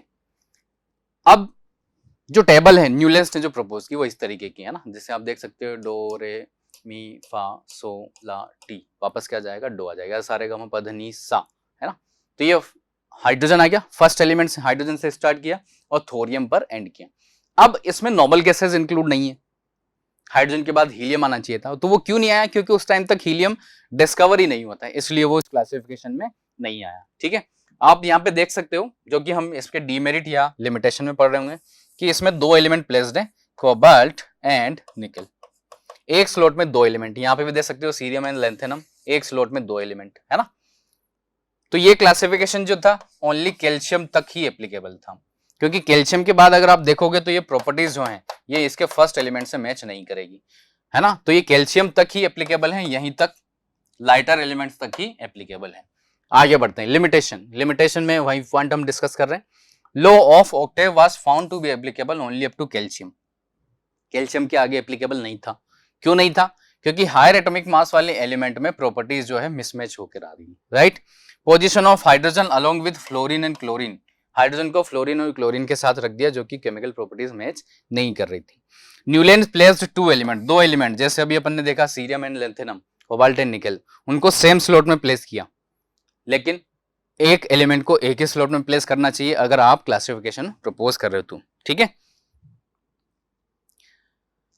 आगे बढ़ते हैं। नेक्स्ट, प्रॉपर्टीज की बात कर रहे थे। कुछ ऐसे एलिमेंट थे जिनकी प्रॉपर्टीज जो है मैच नहीं कर रही थी, फिर भी वो सेम कॉलम में प्रेजेंट थे, है ना। और कुछ ऐसे एलिमेंट थे जिनकी प्रॉपर्टी मैच कर रही थी, लेकिन फिर भी उनको अलग अलग जगह दे रखी थी। सो न्यूलैंड्स की क्लासिफिकेशन को भी बाद में क्या किया गया, डिस्कार्ड कर दिया गया, और ये अज्यूम किया गया कि ये केवल lighter element, that means calcium तक ही एप्लीकेबल है। ठीक है, आगे बढ़ते हैं। नेक्स्ट, मेंडलीव्स पीरियोडिक टेबल, है ना। नेक्स्ट जो अटेम्प्ट है Mendeleev's periodic table, major credit दिया जाता है एलिमेंट को क्लासिफाई करने का। ठीक है, क्या किया इन्होंने फिजिकल प्रॉपर्टीज भी यूज की, केमिकल प्रॉपर्टीज भी यूज की। फिजिकल प्रॉपर्टीज में मेन एम्फेसिस रखा किस पर? एटॉमिक मास पर। और केमिकल प्रॉपर्टीज में मेन एम्फेसिस रखा किस पर? ऑक्साइड एंड हाइड्राइड, इनके फॉर्मूले पर। टोटल 63 एलिमेंट उस टाइम तक डिस्कवर्ड हो चुके थे। मेंडलीव ने सबसे पहले केमिकल प्रॉपर्टीज यूज की, ठीक है। अभी तक इससे पहले जो प्रॉपर्टी यूज हो रही थी, वो जो क्लासिफिकेशन प्रपोज्ड हुए वो फिजिकल प्रॉपर्टीज के बेस पे थे। मेंडलीव ने सबसे पहले केमिकल प्रॉपर्टीज की यूज, और केमिकल प्रॉपर्टीज में भी उन्होंने formula of oxide and hydride, है ना, इन दोनों एलिमेंट्स को सेलेक्ट किया, हाइड्रोजन और ऑक्सीजन को, है ना, formula of oxide and formula of hydride use किया। क्यों यूज किया? क्योंकि इनकी रिएक्टिविटी उस टाइम पर ज्यादा थी, अभी भी है। उस टाइम पर मतलब जितने भी एलिमेंट उस टाइम पर डिस्कवर हो चुके थे, हाइड्रोजन एंड ऑक्सीजन उन सबसे रिएक्शन कर रहे थे, ठीक है। आगे बढ़ते हैं। अब इस क्लासिफिकेशन को मेजर क्रेडिट दिया जाता है, क्योंकि अभी भी जो हमारे पास मॉडर्न पीरियोडिक टेबल है उसमें कुछ एलिमेंट्स उन्हीं के क्लासिफाई किए हुए हैं, या वो जो पोजीशन है, वो जो टेबल उन्होंने प्रपोज की, वो उसी तरीके से, है ना। तो अभी आते हैं फर्स्ट पॉइंट पर, मेंडलिस पीरियोडिक लॉ। क्या बोलता है मेंडलिस पीरियोडिक लॉ? यहाँ पे एक स्टेटमेंट है, क्या बोलता है? This law state that the physical and chemical properties of element are periodic function of their atomic masses. इसका मतलब क्या है कि अगर हम एलिमेंट्स को एटॉमिक मास के इंक्रीजिंग ऑर्डर में अरेंज करते जाएं, एलिमेंट्स को एटॉमिक मास के इंक्रीजिंग ऑर्डर में अरेंज करते जाएं, तो एक फिक्स इंटरवल के बाद उनकी प्रॉपर्टीज रिपीट होती हैं। एक फिक्स इंटरवल के बाद उनकी प्रॉपर्टीज रिपीट होती हैं, और इसी को हम क्या बोल देते हैं? इसी को बोल देते हैं पीरियोडिसिटी, ठीक है। तो पीरियोडिक टेबल जो नाम दिया वो इस टर्म के अकॉर्डिंग दिया गया, पीरियोडिसिटी के, है ना। दैट मीन्स एलिमेंट को इंक्रीजिंग ऑर्डर ऑफ एटॉमिक मास में हम अरेंज करेंगे, तो उस कंडीशन में क्या होगा? एक सिमिलर प्रॉपर्टीज वाले एलिमेंट बार बार रिपीट होंगे एक फिक्स इंटरवल के बाद, और इसी रिपीटेशन को हम पीरियोडिसिटी बोलते हैं, ठीक है। अभी हम डिस्कस कर लेते हैं merits of Mendeleev's periodic table. Merits क्या क्या है? First one, systematic study of elements को एक प्रॉपर वे में, जितने भी एलिमेंट उस टाइम तक डिस्कवर्ड थे उनको एक प्रॉपर वे में स्टडी किया जा सकता था, ठीक है, after periodic classification of Mendeleev. Next one, correction of atomic mass. बहुत सारे एलिमेंट ऐसे थे जिनको on the basis of Mendeleev's periodic table उनका मास करेक्ट किया गया। कौन कौन से एलिमेंट ऐसे हैं? Beryllium, indium, platinum and gold. इनके एटॉमिक मास को करेक्ट किया गया on the basis of their valency, है ना। देख सकते हो आप एग्जांपल, जैसे बेरिलियम की बात करेंगे तो उसका एटॉमिक मास 13.5 से 9 कर दिया गया, है ना, करेक्ट किया गया। Next, Mendeleev's predicted the properties of those missing elements from known properties of the other elements in the same group. उसी ग्रुप में जो एलिमेंट मिस है, जो डिस्कवर नहीं हुआ है, उसकी प्रॉपर्टीज पहले से ही उन्होंने प्रेडिक्ट कर दी, राइट। जैसे, और उनको नेम असाइन कर दिया, ए का बोरोन, ए का एल्यूमिनियम, ए का सिलिकॉन, जिनको अभी हम क्या बोल देते हैं रेस्पेक्टिवली? ए का बोरोन क्या हो जाएगा? स्कैंडियम, ए का एल्यूमिनियम क्या हो जाएगा? गैलियम, और ए का सिलिकॉन क्या हो जाएगा? जर्मेनियम, यानी ये उस टाइम पर डिस्कवर नहीं हुए थे, लेकिन फिर भी उन्होंने नेम प्रपोज कर दिए थे। नेक्स्ट मेरिट आ जाता है पोजीशन ऑफ नोबल गैसेस। अब नोबल गैसेस भी उस टाइम तक डिस्कवर नहीं थी, लेकिन मेंडलिस को ऐसा जरूर पता था कि कुछ ऐसे एलिमेंट हो सकते हैं जो अभी नॉन रिएक्टिव हैं या बाद में डिस्कवर होंगे नॉन रिएक्टिव एलिमेंट, तो उनके लिए पूरा का पूरा एक ग्रुप उन्होंने अलग से लेफ्ट कर दिया था। तो इन एलिमेंट्स को, दैट मीन्स नोबल गैसेस को, आप जो एग्जिस्टिंग टेबल है उसको डिस्टर्ब किए बिना अरेंज कर सकते हो, प्लेस कर सकते हो, जो एग्जिस्टिंग टेबल है उसको। सो नेक्स्ट आ जाता है लिमिटेशन। ये तो बात हो गई मेरिट्स की। डीमेरिट या लिमिटेशन की बात कर लेते हैं। तो सबसे फर्स्ट आता है पोजीशन ऑफ हाइड्रोजन। इन्होंने हाइड्रोजन को दो ग्रुप में प्लेस कर दिया, first A group and seventh A group, है ना। तो जो टेबल थी उसमें टोटल 7 जो आप देखोगे वो ग्रुप ऐसे थे जो दो सब ग्रुप में डिवाइडेड थे, ए एंड बी, है ना। टोटल 8 ग्रुप होंगे, और 8 ग्रुप के साथ में अगर आप जो नोबल गैसेस वाला ग्रुप है जिसको 0 ग्रुप बोलते हैं, इनको कंबाइन कर दोगे तो 9 ग्रुप्स हो जाएंगे, ठीक है। तो हाइड्रोजन को दो जगह प्लेस कर दिया, क्योंकि दोनों से प्रॉपर्टी मैच कर रही थी, तो दोनों जगह प्लेस कर दिया, और ये उनके डीमेरिट में इंक्लूड हो गया, है ना। नेक्स्ट आ जाता है पोजीशन ऑफ आइसोटोप। मेंडलीव ने पूरी की पूरी टेबल एटॉमिक मास पर क्लासिफाई की, अरेंज किया एलिमेंट को। और हमको पता है कि आइसोटोप का जो एटॉमिक मास होता है वो डिफरेंट होता है, तो आइसोटोप को सेपरेट प्लेस मिलना चाहिए था, लेकिन उनकी टेबल में ऐसा हुआ नहीं। ठीक है, मतलब आइसोटोप को अलग प्लेस नहीं मिला। जैसे हाइड्रोजन के आइसोटोप की बात करें तो अलग अलग मास होता है 1 2 3, तो इनको अलग अलग प्लेस मिलना चाहिए था, दैट मीन्स 3 प्लेस मिलनी चाहिए थे, लेकिन ऐसा नहीं हुआ क्योंकि उनकी प्रॉपर्टीज सेम। कौन सी properties? Chemical properties. Anomalous pairs of element, है ना। एनोमेलस पेयर्स का सिंपल मीनिंग ये है कि जो एटॉमिक मास की बात वो कर रहे थे, मेडली जिस एटॉमिक मास के बेस पे उन्होंने पूरी टेबल प्रपोज की, उस एटॉमिक मास को कुछ जगह पर या उसके इंक्रीजिंग ऑर्डर को कुछ जगह पर उन्होंने फॉलो नहीं किया, डिसओबे कर लिया अपने ही रूल को या अपने बेसिक को। ठीक है, जैसे आप देख सकते हो ऑर्गन 39.9 होता है ना, और पोटेशियम 39.1 होता है, लेकिन ऑर्गन के बाद पोटेशियम आया, है ना। सिमिलरली आप डिस्कस कर सकते हो कोबाल्ट। कोबाल्ट का जो मास होता है 58.9 है ना, तो ये निकेल 58.7, इसको पहले आना चाहिए था लेकिन ये बाद में आया। टेल्यूरियम 126.7 होता है, आयोडीन 126.9 होता है। आयोडीन पहले आना चाहिए था लेकिन पहले कौन आ रहा था? टेल्यूरियम। तो ये कुछ पेयर्स ऐसे हैं जहां पर एटॉमिक मास का इंक्रीजिंग ऑर्डर फॉलो नहीं हुआ। ठीक है, some similar properties elements are separated, ऐसे कुछ एलिमेंट थे जिनकी प्रॉपर्टीज मैच कर रही थी, सिमिलर थी, लेकिन उनको सेपरेट कर दिया गया। ठीक है, जैसे आप देख सकते हो कॉपर एंड मर्क्यूरी, इनको सेपरेट कर दिया गया। On the other hand this similar properties have been placed together in the same group, जैसे कॉपर को सिल्वर के साथ प्लेस कर दिया, गोल्ड के साथ, मतलब ये तीनों जो प्लेस्ड हैं वो एल्कली मेटल के साथ में प्लेस्ड हैं, जहां से कहीं भी उनकी प्रॉपर्टीज मैच नहीं कर रही है। सिमिलरली Mn हेलोजन के साथ प्लेस है मैंगनीज। जब हम टेबल देखते हैं तो उसमें हमको ये सब पता लगता है। नेक्स्ट, कॉज ऑफ पीरियोडिसिटी, ये जो रिपीटेशन हो रहा है, पीरियोडिसिटी आ रही है, एक फिक्स इंटरवल के बाद एलिमेंट्स रिपीट हो रहे हैं सिमिलर प्रॉपर्टीज वाले, ये क्यों हो रहे हैं, उसका रीजन क्या है, पीरियोडिसिटी का रीजन क्या है, वो एक्सप्लेन नहीं कर पाए। ये आप देख सकते हो यहाँ पर टेबल, है ना, मेन्यू ने जो टेबल प्रपोज की, तो इसमें हम अगर ग्रुप की बात करेंगे तो आप देख सकते हो यहाँ पे first group, second group, third group, fourth, fifth, sixth, seventh and eighth group. ठीक है, देख सकते हैं आप, है ना। ये first, second, third, fourth, fifth, sixth, seventh को दो कैटेगरी में या दो सब ग्रुप में डिवाइड कर रखा है, इस तरीके से आप देख सकते हो, लेकिन एट्थ को नहीं कर रखा है। ठीक है, तो एलिमेंट प्लेस्ड है, इस तरीके से आप इस टेबल को देख सकते हो, राइट। एट्थ में उन्होंने क्या किया, टोटल 9 एलिमेंट्स को प्लेस किया, है ना, तीन एलिमेंट 3 जगह पर। चलिए आगे बढ़ते हैं, आगे नेक्स्ट आ जाते हैं हम मॉडर्न पीरियोडिक टेबल पर।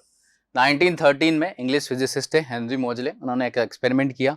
क्या एक्सपेरिमेंट किया कि क्या हम जो प्रॉपर्टी यूज कर रहे हैं एलिमेंट्स को क्लासिफाई करने की, एटॉमिक मास, वो सही है?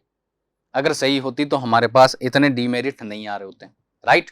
तो इन्होंने एक एक्सपेरिमेंट किया, उस एक्सपेरिमेंट के बेस पर इन्होंने कंक्लूजन निकाला कि जो फंडामेंटल प्रॉपर्टी है वो एटॉमिक मास ना होकर क्या होना चाहिए, एटॉमिक नंबर होना चाहिए। ठीक है, क्या होगा फंडामेंटल प्रॉपर्टी? एटॉमिक नंबर होगा। तो अब एटॉमिक नंबर के बेस पे क्लासिफिकेशन होना चाहिए। तो फिर जब इसके बाद एटॉमिक नंबर के बेस पे क्लासिफिकेशन हुआ, वहां से हमारे पास क्या आ जाती है, मॉडर्न पीरियोडिक टेबल आ जाती है। ठीक है, तो उसी को फर्दर स्टडी करते हैं, मॉडर्न पीरियोडिक लॉ और Moseley's periodic law. Modern periodic law को मोजले पीरियोडिक लॉ भी बोल देते हैं क्योंकि ये उसी पर बेस्ड है। क्या होगा, physical and chemical properties of element are periodic function of their atomic number. That means if elements are arranged in increasing order of atomic number, then their physical and chemical properties repeat after a fixed interval and it is known as periodicity. ठीक है, तो modern periodic table में जो based है modern periodic table, वो किस पर based है, एटॉमिक नंबर पर बेस्ड है, राइट। चलिए आगे बात करते हैं पीरियोडिसिटी की। पीरियोडिसिटी क्या होती है? Repetition of element with similar properties after certain regular interval when the elements are arranged in increasing order of atomic number is called the periodicity. अभी हमने डिफाइन किया कि अगर एलिमेंट्स को हम अरेंज कर देंगे increasing order of atomic number में, तो एक फिक्स इंटरवल के बाद उनकी प्रॉपर्टीज या सिमिलर प्रॉपर्टीज वाले एलिमेंट रिपीट हो रहे हैं, और उसी को हम क्या बोल रहे हैं, उसी को बोल रहे हैं पीरियोडिसिटी। ठीक है, पीरियोडिसिटी से ही क्या आया है, पीरियोडिक टेबल वर्ड आया। अब बात करते हैं कॉज ऑफ पीरियोडिसिटी। यहां हमको पता लग गया कि कॉज ऑफ पीरियोडिसिटी क्या है, जो कि मेंडलियस के टाइम पर हमको पता नहीं लग पा रहा था या वो एक्सप्लेन नहीं कर पाए थे।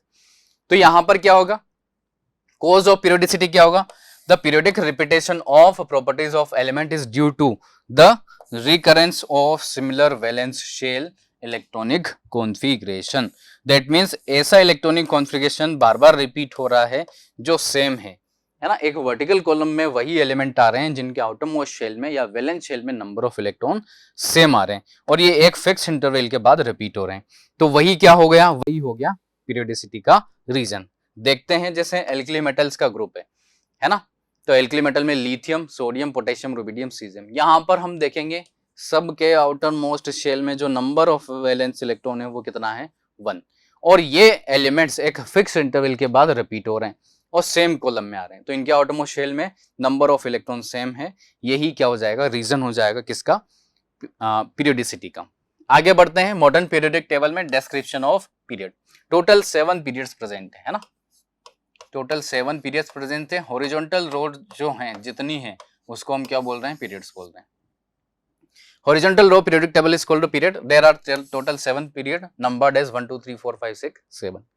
Each period consists of a series of elements having the same outermost shell. सबकी outermost shell क्या होगी, सेम होगी। एक पीरियड में जितने भी एलिमेंट आएंगे उनके outermost shell सेम होगी। Each period start with an alkali metal, है ना। alkali metal से स्टार्ट होगा अगर हम फर्स्ट पीरियड को छोड़ दें तो, क्योंकि फर्स्ट पीरियड किससे स्टार्ट होता है, हाइड्रोजन से, है ना, जिसके outermost shell का इलेक्ट्रॉनिक कॉन्फ़िगरेशन NS1 हो जाता है ना। जनरली बात करेंगे कि आउटरमोस्ट शेल में कितने वैलेंस इलेक्ट्रॉन आ रहे हैं, जो एलिमेंट पीरियड स्टार्ट कर रहा है उसके, तो 1 इलेक्ट्रॉन आ रहा है। Each period and with Nobel gas electronic configuration, है ना। नोबल गैस के साथ एंड होगा जिसका इलेक्ट्रॉनिक कॉन्फ़िगरेशन क्या होगा, NS2 NP6। In case of first period ये क्या हो जाता है, 1s2 हो जाता है। ठीक है। Each period start with the filling of new energy level, है ना। नया शेल इंट्रोड्यूस हो जाएगा जब आप फर्स्ट पीरियड से सेकंड पीरियड, सेकंड से थर्ड, थर्ड से फोर्थ ऐसे मूव करते हैं तब। फर्स्ट पीरियड की बात करते हैं कि फर्स्ट पीरियड को क्या बोल रहे हैं, वेरी शॉर्ट पीरियड। क्यों, क्योंकि इसमें 2 ही एलिमेंट प्लेस्ड हैं। कौन कौन से, hydrogen and helium. Second and third period की बात करते हैं, इनको क्या बोल रहे हैं, इनको बोल रहे हैं शॉर्ट पीरियड। क्यों, क्योंकि इनमें 8 एलिमेंट प्लेस्ड हैं। सेकंड पीरियड जो है आपका स्टार्ट होगा कहां से, लिथियम से, एंड होगा कहां पर, नियोन पर। थर्ड पीरियड स्टार्ट होगा कहां से, सोडियम से, एंड होगा कहां पर, 18 आर्गन पर, है ना। ये एटॉमिक नंबर लिखा हुआ है। फोर्थ एंड फिफ्थ पीरियड की बात करते हैं। Fourth and fifth period total 18 element placed हैं। तो इनको बोलते हैं क्या है, इनको बोलते हैं लॉन्ग पीरियड, राइट। क्या बोलेंगे, लॉन्ग पीरियड। क्यों, क्योंकि इनमें 18 एलिमेंट प्लेस्ड हैं। फोर्थ पीरियड स्टार्ट होगा पोटेशियम से, एंड होगा क्रिप्टॉन पर। फिफ्थ पीरियड स्टार्ट होगा रुबिडियम से, एंड होगा जीनोन पर। ठीक है। सिक्स्थ पीरियड की बात करते हैं। सिक्स्थ पीरियड को वेरी लॉन्ग पीरियड बोल देते हैं। क्यों, क्योंकि 32 एलिमेंट प्लेस्ड हैं। कैसे हुए 32 एलिमेंट में से 14 एलिमेंट्स, है ना, ये लैंथेनाइट सीरीज से बिलोंग कर रहे हैं। That means cerium to lutetium तक। ठीक है। स्टार्ट कहां से होगा, सीजियम से स्टार्ट होगा 6th पीरियड और रेडॉन 86 पर कंप्लीट हो जाएगा। अब देखो 14 एलिमेंट्स तो लैंथेनाइट सीरीज वाले हो गए और 18 एलिमेंट्स जो आपके उसमें प्लेस्ड हैं वो हो गए। टोटल कितने हो जाएंगे, 32 एलिमेंट। सिमिलरली सेवंथ पीरियड में भी क्या है, सेवंथ पीरियड में भी टोटल 32 एलिमेंट प्लेस्ड हैं, जो लेटेस्ट IUPAC ने अमेंडमेंट्स किए हैं उसके अकॉर्डिंग। तो इसको भी हम क्या बोल देते हैं, कंप्लीट पीरियड या वेरी लॉन्ग पीरियड। इसमें भी क्या होगा, आपका सेवंथ पीरियड में टोटल 32 एलिमेंट प्लेस्ड होंगे। कैसे, 14 एलिमेंट जो आपके एक्टिनोइड सीरीज से हैं, है ना, वो प्लस जो आपके 18 एलिमेंट उसमें प्रेजेंट है वो, है ना। सेवंथ पीरियड स्टार्ट कहां से होता है, फ्रोंशियम से, एंड कहां पे हो जाएगा, रोइंटजीनियम, सॉरी एंड होगा ऑर्गेनेसोन पर, जो कि जिसका एटॉमिक नंबर है 118 according to latest amendment given by IUPAC। Description of group, जो वर्टिकल कॉलम है पीरियोडिक टेबल में, उनको हम क्या बोल रहे हैं, उनको बोल रहे हैं हम group. Vertical column of element in the periodic table is called group. Total कितने ग्रुप हैं, बहुत सारे हैं, टोटल 18 है, 1 to 18 तक आ जाएंगे, right. A group consist of a series of element having similar valence shell electronic configuration and exhibit same properties. क्योंकि आउटर मोस्ट शेल या वैलेंस शेल में नंबर ऑफ इलेक्ट्रॉन सेम आ रहे हैं, इसलिए प्रॉपर्टीज भी क्या होगी, सेम हो जाएगी। तो एक वर्टिकल कॉलम में जितने भी एलिमेंट आएंगे सबकी प्रॉपर्टीज सेम होगी और उनकी वैलेंसी भी सेम होगी। ठीक है।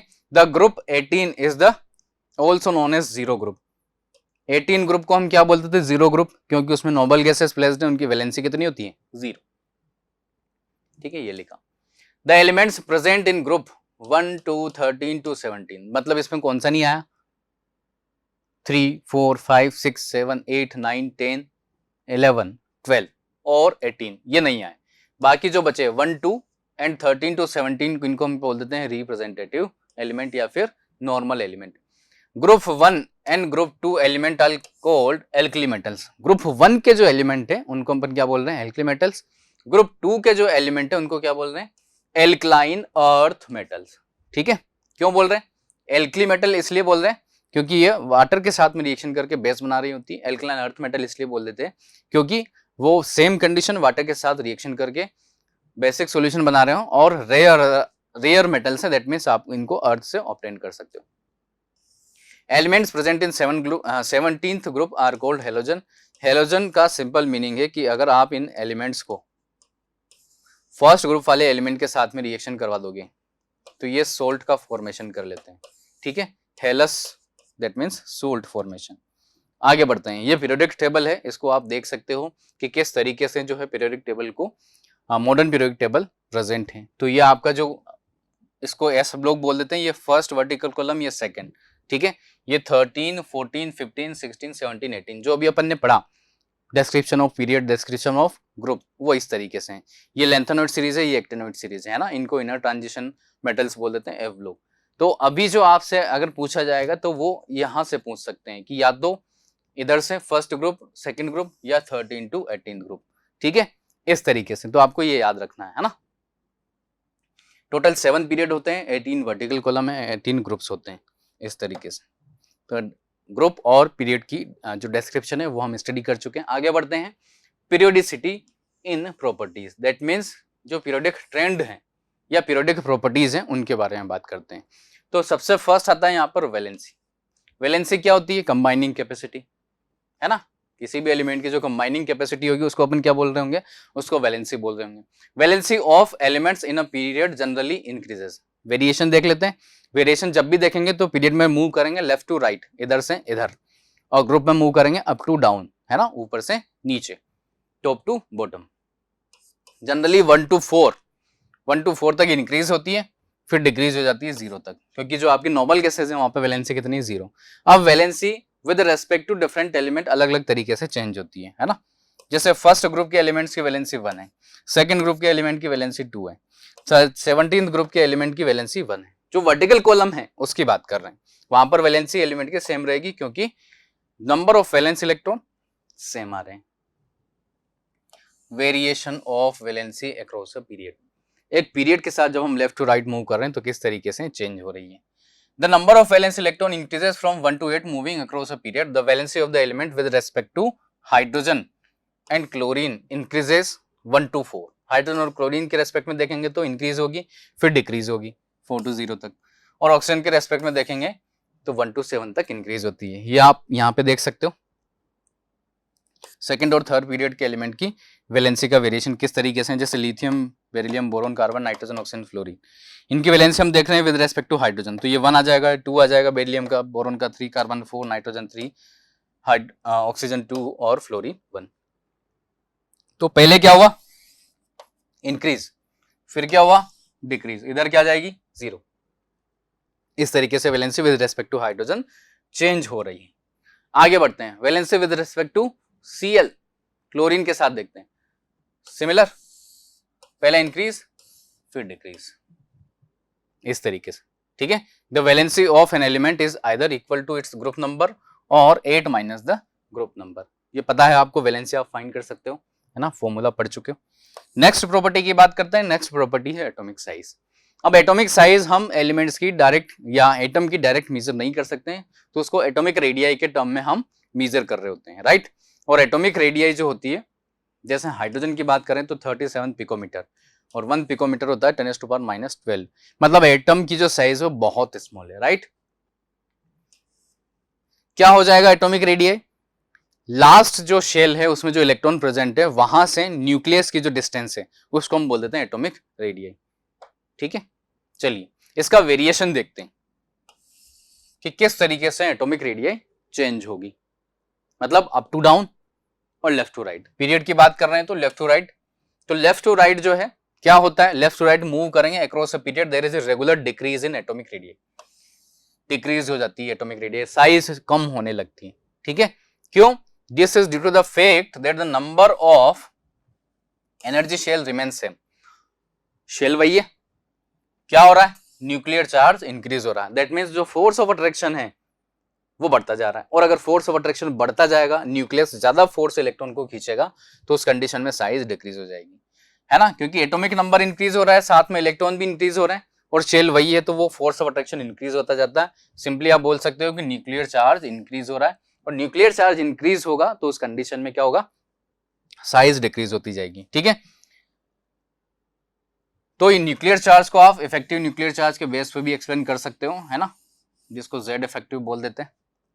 तो सिंपल सा आप इतना ध्यान रखिए कि जब हम लेफ्ट टू राइट पीरियड में मूव करेंगे तो साइज डिक्रीज होती जाती है, ठीक है, क्योंकि जो न्यूक्लियस का अट्रैक्शन है वो बढ़ता जाता है। बात करेंगे variation of atomic radii in a group, up to down जब मूव कर रहे हैं तब क्या होगा, atomic radii in a group increases as the atomic number increases, है ना, और साथ में क्या होगा, नई शेल आ जाएगी। जैसे आपने इधर मूव किया, लिथियम सोडियम 311, है ना, यहां से यहां आओगे तो ये फर्स्ट शेल सेकंड शेल, ये फर्स्ट शेल सेकंड शेल और ये third shell, number of shell increase हो गया, नंबर ऑफ शेल इंक्रीज होगा तो साइज भी इंक्रीज हो जाएगी, ठीक है। आगे बढ़ते हैं, next is ionization energy, energy required to remove an electron from isolated gaseous atom, isolated gaseous atom से इलेक्ट्रॉन, उसके आउटर शेल से इलेक्ट्रॉन को रिमूव करने के लिए जितनी एनर्जी रिक्वायर्ड होती है उसको हम क्या बोल देते हैं, उसको बोल देते हैं आयोनाइजेशन एनर्जी, ठीक है। जैसे मान लीजिए सोडियम है, सोडियम के आउटर मोस्ट शेल में एक इलेक्ट्रॉन है, यहां से इस इलेक्ट्रॉन को निकालने के लिए जितनी एनर्जी आपको देनी पड़ेगी वो क्या हो जाएगा, वो हो जाएगा आयोनाइजेशन एनर्जी। तो ये किस में कन्वर्ट हो गया, आयन में, तो ये क्या हो जाएगा 28। तो ये जो एनर्जी आपने दी है इसको आप क्या बोल देते हो, आयोनाइजेशन एनर्जी बोल देते हैं। वेरिएशन की बात करते हैं कि वेरिएशन आयोनाइजेशन एनर्जी का कैसे रहेगा पीरियड में। अब अभी हमने देखा कि साइज क्या होती है, छोटी होती जा रही है, न्यूक्लियस है, न्यूक्लियस से साइज छोटी होती जा रही है, तो उस कंडीशन में आयोनाइजेशन एनर्जी पर क्या इफेक्ट आएगा, अगर हम इधर से इधर मूव करेंगे, साइज छोटी तो न्यूक्लियस का अट्रैक्शन उस इलेक्ट्रॉन पर ज्यादा होगा जो आउटर मोस्ट शेल में प्रेजेंट है ना, इस तरीके से आप देख सकते हो। जैसे साइज अगर स्मॉल होगी तो ये न्यूक्लियस के पास आता जाएगा इलेक्ट्रॉन, ठीक है ना, मतलब न्यूक्लियस का अट्रैक्शन इस इलेक्ट्रॉन पर ज्यादा होगा, और ज्यादा होगा तो ज्यादा एनर्जी उसको देनी पड़ेगी उस अट्रैक्शन फोर्स को ब्रेक करके इसको निकालने के लिए। तो क्या होगा, अगर हम लेफ्ट टू राइट मूव करते हैं, लेफ्ट टू राइट मूव करते हैं तो आयनाइजेशन एनर्जी इंक्रीज हो जाती है, ठीक है। क्यों इंक्रीज हो रही है, क्योंकि न्यूक्लियर चार्ज रेगुलरली इंक्रीज हो रहा है और सेम शेल में आप इलेक्ट्रॉन ऐड कर रहे हो, है ना, तो ये फैक्टर्स होते हैं और एटॉमिक साइज डिक्रीज हो रहा है, ठीक है। Variation of ionization energy in a group, up to down अगर मूव करेंगे, ठीक है, अप टू डाउन अगर मूव कर रहे हैं तो क्या हो रहा है, अप टू डाउन मूव कर रहे हैं तो साइज का हमको पता लग गया, अभी साइज क्या हो रही है, इंक्रीज हो रही है, मतलब साइज इंक्रीज इस तरीके से, जैसे ये फर्स्ट आपका एटम, ये सेकंड एटम और ये थर्ड एटम, साइज बढ़ती जा रही है, साइज बढ़ेगी तो ये जो यहां इलेक्ट्रॉन प्रेजेंट होगा जिसको आपको रिमूव करना है उसका न्यूक्लियस का अट्रैक्शन उस इलेक्ट्रॉन पर कम होता जाएगा, क्योंकि दूर चला गया है, और दूर चला गया है तो क्या होगा, उसको इजीली आप निकाल सकते हो क्योंकि कम एनर्जी देनी पड़ेगी। और अगर साइज बढ़ रही है अप टू डाउन मूव करने पर तो आयनाइजेशन एनर्जी क्या होती है, डिक्रीज हो जाती है। That means energy required to remove an electron from isolated gaseous atom decrease हो जाएगी। Next, talking about electron affinity, tendency to gain electron or the energy released when one electron is added to isolated gaseous atom। उसके outer shell में negative ion बनाने के लिए एक electron जब add करेंगे तो उसको हम क्या बोल देंगे, जितनी एनर्जी रिलीज होगी उसको इलेक्ट्रॉन गेन एंथैल्पी या इलेक्ट्रॉन एफिनिटी। जैसे आपका कोई भी एटम है उसमें इलेक्ट्रॉन ऐड किया तो एनर्जी रिलीज होगी यहाँ से, जैसे Cl है, Cl के गैसियस कंडीशन में इलेक्ट्रॉन ऐड करेंगे तो Cl माइनस आयन बन जाएगा, 349 किलो जूल पर मोल एनर्जी रिलीज होती है। तो ये क्या है, ये इलेक्ट्रॉन एफिनिटी है ना। वेरिएशन देखेंगे इसका, variation of electron affinity in a period, एक पीरियड में इलेक्ट्रॉन एफिनिटी किस तरीके से चेंज होती है। देखो अगर हम पीरियड में मूव कर रहे हैं तो साइज डिक्रीज होता जा रहा है, और साइज डिक्रीज होता जा रहा है तो जो इलेक्ट्रॉन आप ऐड करोगे, इलेक्ट्रॉन पर नेगेटिव चार्ज, न्यूक्लियस पर पॉजिटिव चार्ज, इलेक्ट्रॉन को ऐड करेंगे तो इजीली ऐड हो जाएगा, इजीली ऐड हो जाएगा तो ज्यादा अमाउंट ऑफ एनर्जी रिलीज होगी, और ज्यादा अमाउंट ऑफ एनर्जी रिलीज होगी तो क्या होगा, इलेक्ट्रॉन एफिनिटी इंक्रीज हो जाएगी। ठीक है, ये देखो increases. Next, variation of electron affinity in a group. एक ग्रुप में इलेक्ट्रॉन एफिनिटी किस तरीके से चेंज हो रही है। अप टू डाउन मूव करेंगे तो क्या होगा, nuclear charge increases but effect of increases atomic size is much more pronounce. That means size को हम ज्यादा प्रेफर कर रहे हैं वहां पर। So the incoming electron feel less attraction, और लेस अट्रैक्शन अगर वो फील करेगा तो जो इलेक्ट्रॉन एफिनिटी है वो डिक्रीज होती जाती है, decreases on going down the group. ठीक है, इस तरीके से आपको जो है पीरियोडिक प्रॉपर्टीज स्टडी करनी है। इलेक्ट्रोनेगेटिविटी की बात करेंगे, क्या हो जाएगा, measure of tendency of an electron, measure of tendency of element to attract electron, और वो इलेक्ट्रॉन कहां पर प्रेजेंट है, कोवेलेंटली बॉन्डेड मॉलिक्यूल में। तो उसको अट्रैक्ट करने की जो टेंडेंसी है उसको हम क्या बोल रहे हैं, उसको हम बोल रहे हैं इलेक्ट्रोनेगेटिविटी। ठीक है, चलिए वेरिएशन देखेंगे direct. Electronegativity in a group, group में बात करेंगे तो इलेक्ट्रोनेगेटिविटी क्या होती है, डिक्रीज होती जाती है। क्यों, क्योंकि अगर हम इलेक्ट्रोनेगेटिविटी की बात कर रहे हैं, अप टू डाउन मूव कर रहे हैं तो साइज बढ़ रहा है, और साइज बढ़ रहा है तो न्यूक्लियस से वो जो बॉन्डेड इलेक्ट्रॉन है उसके डिस्टेंस इंक्रीज हो जाएगी, तो इलेक्ट्रोनेगेटिविटी भी डिक्रीज हो जाती है। वेरिएशन ऑफ इलेक्ट्रोनेगेटिविटी ना पीरियड, पीरियड में बात करेंगे, क्या हो रहा है, साइज डिक्रीज होती जा रही है, मतलब वो जो इलेक्ट्रॉन, जो बॉन्डेड इलेक्ट्रॉन है, कोवेलेंटली बॉन्ड के थ्रू बॉन्डेड है, वो पास आता जा रहा है दूसरे एटम के, तो वो इलेक्ट्रोनेगेटिविटी इंक्रीज होती जाती है। इसको आप इस तरीके से याद रख सकते हो, जैसे फ्लोरीन की इलेक्ट्रोनेगेटिविटी सबसे ज्यादा होती है, फिर उससे कम ऑक्सीजन की, और फिर नाइट्रोजन की। तो इधर से इधर मूव कर रहे हैं तो इलेक्ट्रोनेगेटिविटी इंक्रीज हो रही है। फिर इसके बाद जो आता है वो क्लोरीन आ जाता है ना, तो इसके नीचे क्लोरीन आता है फ्लोरीन के नीचे, तो इधर से इधर आए तो डिक्रीज हो गई, ऐसे याद रख सकते हो। ठीक है, आगे बढ़ते हैं, nature of oxide. That means oxide की नेचर किस तरीके से चेंज हो रही है। ठीक है, अब मेटल ऑक्साइड पीरियड में अगर बात करेंगे, nature of oxide varies from basic to acidic, क्योंकि इधर क्या प्लेस्ड है मेटल, उधर क्या प्लेस्ड है नॉन मेटल, है ना, तो मेटालिक नॉन मेटालिक प्रॉपर्टी भी आप बता सकते हो, है ना, कि इधर मेटल प्लेस्ड है उधर नॉन मेटल प्लेस्ड है, इधर से उधर जाएंगे मतलब लेफ्ट टू राइट मूव करेंगे तो नॉन मेटालिक प्रॉपर्टी क्या होगी, इंक्रीज होगी, और मेटालिक प्रॉपर्टी डिक्रीज हो जाएगी। चलिए इधर क्या है, Na2O sodium oxide strongly basic होता है, मैग्नीशियम ऑक्साइड बेसिक होता है, Al2O3 एल्यूमिनियम ऑक्साइड एम्फोटेरिक होता है, SiO2 एंड P2O5 ये वीकली एसिडिक होते हैं, Cl2O7 स्ट्रॉन्गली एसिडिक होता है। तो इधर से इधर जा रहे हैं तो बेसिक नेचर तो क्या हो रही है, डिक्रीज, और एसिडिक नेचर इंक्रीज हो रही है, लेफ्ट टू राइट मूव कर रहे हैं तो। ठीक है, अप टू डाउन अगर मूव करेंगे तो मेटालिक प्रॉपर्टी जो होती है वो इंक्रीज होती जाती है, ये ध्यान रखना, मेटालिक प्रॉपर्टी क्या होगी, इंक्रीज होती जाएगी, और अगर मेटालिक प्रॉपर्टी इंक्रीज होगी तो नॉन मेटालिक प्रॉपर्टी डिक्रीज होती जाएगी। ठीक है, तो ये था हमारे पास पीरियोडिक टेबल या पीरियोडिक क्लासिफिकेशन ऑफ एलिमेंट, जहां से क्वेश्चन आ सकते हैं, एक समरी टाइप में हमने यहाँ पर उसको डिस्कस कर लिया। अब हम डिस्कस करते हैं क्वेश्चंस जो प्रीवियस ईयर एग्जाम्स में, प्रीवियस ईयर सीबीएसई एग्जाम में क्वेश्चन आए हुए हैं, उनकी बात करते हैं कि कौन कौन से ऐसे क्वेश्चन, ठीक है, और किस तरीके से हम आंसर उनका दे सकते हैं। Why do all the elements of the same group have similar properties? क्यों सिमिलर प्रॉपर्टीज शो करते हैं जो भी एलिमेंट एक सेम ग्रुप में प्लेस्ड है।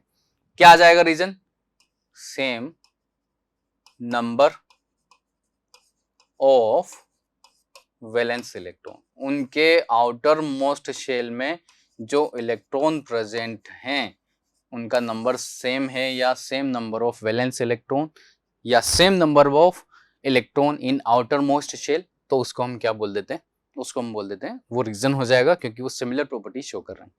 सेम पीरियड है वो डिफरेंट प्रॉपर्टीज, इसको लिख दो, different number of electron in their valence shell, है ना, इस तरीके से आप आंसर दे सकते हो। ठीक है, तो ये लास्ट ईयर सीबीएसई बोर्ड के एग्जाम में आए हुए क्वेश्चन है ना, इनको इस तरीके से आपको सोल्व करना है। An element E, hypothetical element दे दिया आपको, फॉलोइंग इलेक्ट्रॉनिक कॉन्फ़िगरेशन, के शेल में 2 इलेक्ट्रॉन, एल शेल में 8 और एम शेल में 6। अब आपको हाइपोथेटिकल दिया है लेकिन आपको एटॉमिक नंबर तो पता है, ऐड करके एटॉमिक नंबर निकाल दो, कितना आया 16, किसका होता है, सल्फर का। आगे बढ़ते हैं, to which group of the periodic table does element E belong. Outermost shell में 6 इलेक्ट्रॉन, मतलब ग्रुप कौन सा हो जाएगा, 16 ग्रुप, है ना, ऑक्सीजन फैमिली जिसको आप बोल देते हो, ठीक है, OSSETEPO, और स्टाइल से टीपो, इस तरीके से। तो इसका ग्रुप नंबर कौन सा हो गया, 16, आंसर इधर लिख देंगे 16th group. To which period of the periodic table does element belong. कितनी शेल आ रही हैं, कितनी शेल आ रही, थर्ड, 1 2 3 KLM, 3 शेल, और 3 शेल हैं तो पीरियड नंबर थर्ड, ऐसे फाइंड कर रहा है। स्टेट द, नेक्स्ट देखते हैं, state the number of valence electron present in E. कितने वैलेंस इलेक्ट्रॉन है, आउटर मोस्ट शेल में जितने इलेक्ट्रॉन होते हैं वो वैलेंस इलेक्ट्रॉन होते हैं, 6। State the valency of element, sulphur की वैलेंसी कितनी होती है, कैसे फाइंड करोगे, valency is equal to 8 minus number of valence electron. कब अप्लाई करते हैं फॉर्मूला, जब number of valence electron more than 4 हो। तो नंबर ऑफ वैलेंस इलेक्ट्रॉन कितने आए, 6, 8 माइनस 6, वैलेंसी कितनी आ गई, 2, ठीक है, ऐसे सोल्व करना। नेक्स्ट आगे मूव करते हैं। Study the following table in which position of 6 element A B C D E and F are shown as they are in the modern periodic table. तो ये रहा A, ये रहा B, ये रहा C, ये रहा D, ये रहा E और ये रहा F। 6 एलिमेंट, डिफरेंट पोजीशन, ठीक है, पीरियड नंबर और ग्रुप नंबर डिफरेंट डिफरेंट आपको बता दिया गया है। चलिए इसके बेसिस पर इन क्वेश्चंस का आंसर देना है। Name the element which forms only covalent compound. ठीक है, अब हमको पता है कि 14 ग्रुप कौन सा है, कार्बन वाला है और कार्बन ही ऐसा एलिमेंट है जो ओनली कोवेलेंट कंपाउंड फॉर्म करता है। तो 14 में कौन आ रहा है, ई, तो इसका आंसर क्या हो जाएगा, ई। ई ऐसा एलिमेंट होगा जो ओनली कोवेलेंट कंपाउंड फॉर्म कर रहा होगा। ठीक है, name the element which is a metal with valency 3। ऐसा एलिमेंट बताना है जो कि मेटल है विद वैलेंसी 3, जिसकी वैलेंसी कितनी होगी, 3 होगी। अब देखो हमने यहां पर एक इंफॉर्मेशन पढ़ी है कि यहां पर एक जिगजैग लाइन होती है जिसके उधर नॉन मेटल प्लेस्ड है और जिसके इधर मेटल प्लेस्ड है। तो वैलेंसी 3 किसकी होगी, पहली बात जो 13 ग्रुप में होगा, ऑब्वियस है 13 ग्रुप में कौन है, डी, तो ये डी आ गया। ठीक है, name the element which is a non metal with valency 3। Non metal पूछ रहा है वैलेंसी 3 के साथ। अब वैलेंसी 3 कब हो सकती है, या तो इधर आए या इधर आए, या तो 13 या 15, ऐसा ही है। तो अगर 15 ग्रुप में है तो ऑब्वियस है जो जिगजैग लाइन बनती है उसके इधर होगा, और जिगजैग लाइन बनती है उसके इधर वो क्या होगा, नॉन मेटल। तो इधर कौन सा नॉन मेटल प्लेस्ड है, बी। ठीक है, आगे बढ़ेंगे। Out of D and F which is bigger in size and why. D और एफ का कंपैरिजन किया है, किसकी साइज ज्यादा होगी। अब डी कौन से ग्रुप में प्लेस्ड है, 13 में, एफ कौन से में है, 18 में। इधर से इधर जाते हैं तो साइज डिक्रीज होती है, लेकिन ये कौन है, ये है नोबल गैसेस। नोबल गैसेस की साइज अपने पीरियड में सबसे ज्यादा होती है ना।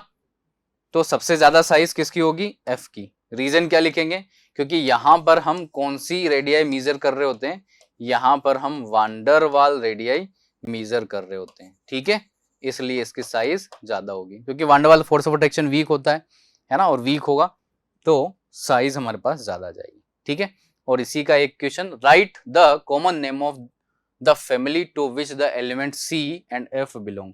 तो सी और एफ कहां पर प्रेजेंट है, यहां पर। तो इसका, इस फैमिली का कॉमन नेम क्या है, नोबल गैसेस। नोबल गैसेस, ठीक है, ये बोल देते हैं इसको। ठीक है, तो इस तरीके से आंसर आपको लिखना है। आगे बढ़ते हैं। Taking the example of an element of atomic number 16। ठीक है, एटॉमिक नंबर 16 सल्फर का होता है। Explain how the electronic configuration of the atom of an element relate to its position in the modern periodic table. अभी अपन ने discuss किया, देखो ठीक है, तो आपको इसकी पोजीशन बतानी है पीरियोडिक टेबल में। And how the valency of an element is calculated on the basis of atomic number. तो एटॉमिक नंबर से आप क्या लिखोगे, सबसे पहले इलेक्ट्रॉनिक कॉन्फ़िगरेशन लिख दोगे। तो पहले फाइंड करेंगे ग्रुप नंबर। ग्रुप नंबर कैसे डिसाइड होगा, आउटर मोस्ट शेल में इलेक्ट्रॉन कितने हैं 6, उसमें 10 ऐड कर दो, तो 10 + 6 कितना आ गया 16, ये ग्रुप आ गया। नेक्स्ट पीरियड नंबर कैसे फाइंड करेंगे, पीरियड नंबर कैसे फाइंड करेंगे, कितनी शेल यूज हो रही हैं 1 2 3 शेल यूज हो रही है, तो पीरियड नंबर क्या आ जाएगा 3rd। कैसे फाइंड करेंगे, number of shell used, number of shell कितनी शेल आ रही हैं 3 आ रही हैं, दैट मींस पीरियड नंबर क्या हो जाएगा 3 हो जाएगा। ठीक है, and how the valency of an element is calculated on the basis of atomic number. तो वैलेंस इलेक्ट्रॉन कितने हैं पहले ये लिखना होगा। ठीक है, क्या लिखोगे कि वैलेंस इलेक्ट्रॉन कितने आ रहे हैं, कितने आ रहे हैं वैलेंस इलेक्ट्रॉन, तो लिख देंगे वैलेंस इलेक्ट्रॉन कितने आ रहे हैं 6। तो वैलेंसी अभी फाइंड किया है 8 - 6 2। ठीक है, एटॉमिक नंबर के बेस पर कैसे, एटॉमिक नंबर से आप इलेक्ट्रॉनिक कॉन्फ़िगरेशन लिखोगे, इलेक्ट्रॉनिक कॉन्फ़िगरेशन से आपको वैलेंस इलेक्ट्रॉन मिल जाएंगे। वैलेंस इलेक्ट्रॉन क्या होते हैं, आउटर मोस्ट शेल में जो इलेक्ट्रॉन प्रेजेंट होंगे वो वैलेंस इलेक्ट्रॉन होते हैं। ठीक है, तो इस तरीके से फाइंड करना, इस तरीके से आंसर लिखना है। Next sodium magnesium aluminium, 3 element 3rd period से बिलोंग कर रहे हैं मॉडर्न पीरियोडिक टेबल में, और इनका ग्रुप नंबर है 1 to 13। Which one of these element has highest valency. पहली बात हाईएस्ट वैलेंसी किसकी होगी, दूसरा क्या पूछा है लार्जेस्ट एटॉमिक रेडियस किसकी होगी, और तीसरा पूछा है मैक्सिमम केमिकल रिएक्टिविटी किसकी होगी। Justify your answer stating the reason for each. मतलब जो तीनों आंसर आप दोगे उसके लिए आपको रीजन भी देना पड़ेगा। तो बात कर लेते हैं हाईएस्ट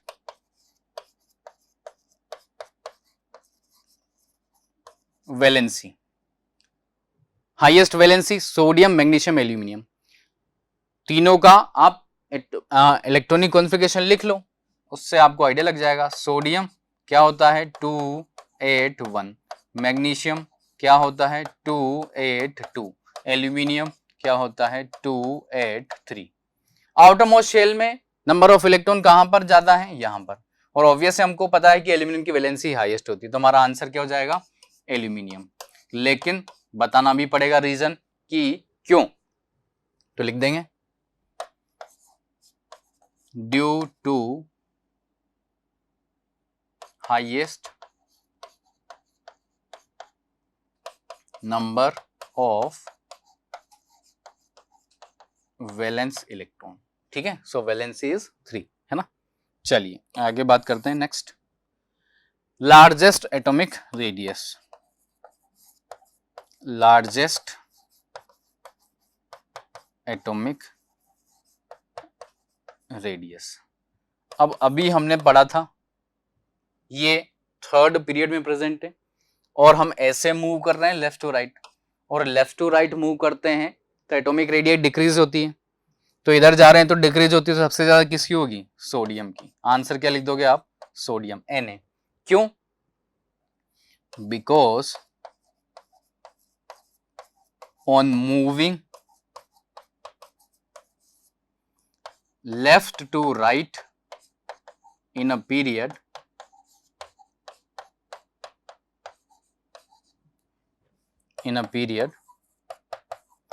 एटॉमिक रेडियस क्या होता है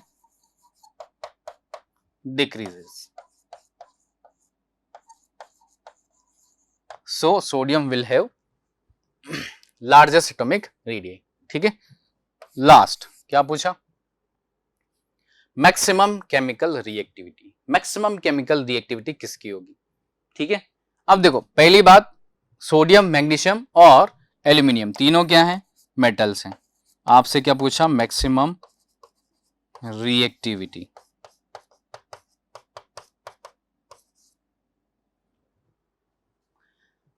तीनों आपका मेटल है, राइट। अब रिएक्टिविटी मेटल में कैसे फाइंड करते हैं, कौन कितना इजीली इलेक्ट्रॉन लूज कर देगा, है ना। या आप मेटालिक नॉन मेटालिक प्रॉपर्टी पर चले जाओ, इधर से इधर मूव करते हैं तो पीरियोडिक टेबल में इधर मेटल प्लेस्ड है और इधर है ना, पीरियोडिक टेबल की एक इमेज आप अपने माइंड में बनाएंगे तो इधर नॉन मेटल प्लेस्ड है, तो इधर से इधर मूव करेंगे लेफ्ट टू राइट तो मेटालिक प्रॉपर्टी डिक्रीज होती जाती है और नॉन मेटालिक प्रॉपर्टी इंक्रीज होती जाती है। तो अगर मैं इधर से इधर मूव कर रहा हूं पीरियड में लेफ्ट टू राइट तो मेटालिक प्रॉपर्टी डिक्रीज होती जा रही है, मतलब हाईएस्ट रिएक्टिव कौन होगा, सोडियम। तो मैक्सिमम रिएक्टिविटी किसकी आ जाएगी, सोडियम। ठीक है, क्यों, उसका रीजन भी एक्सप्लेन करना पड़ेगा आपको, बिकॉज क्या बोलोगे, मेटालिक कैरेक्टर और मेटालिक प्रॉपर्टी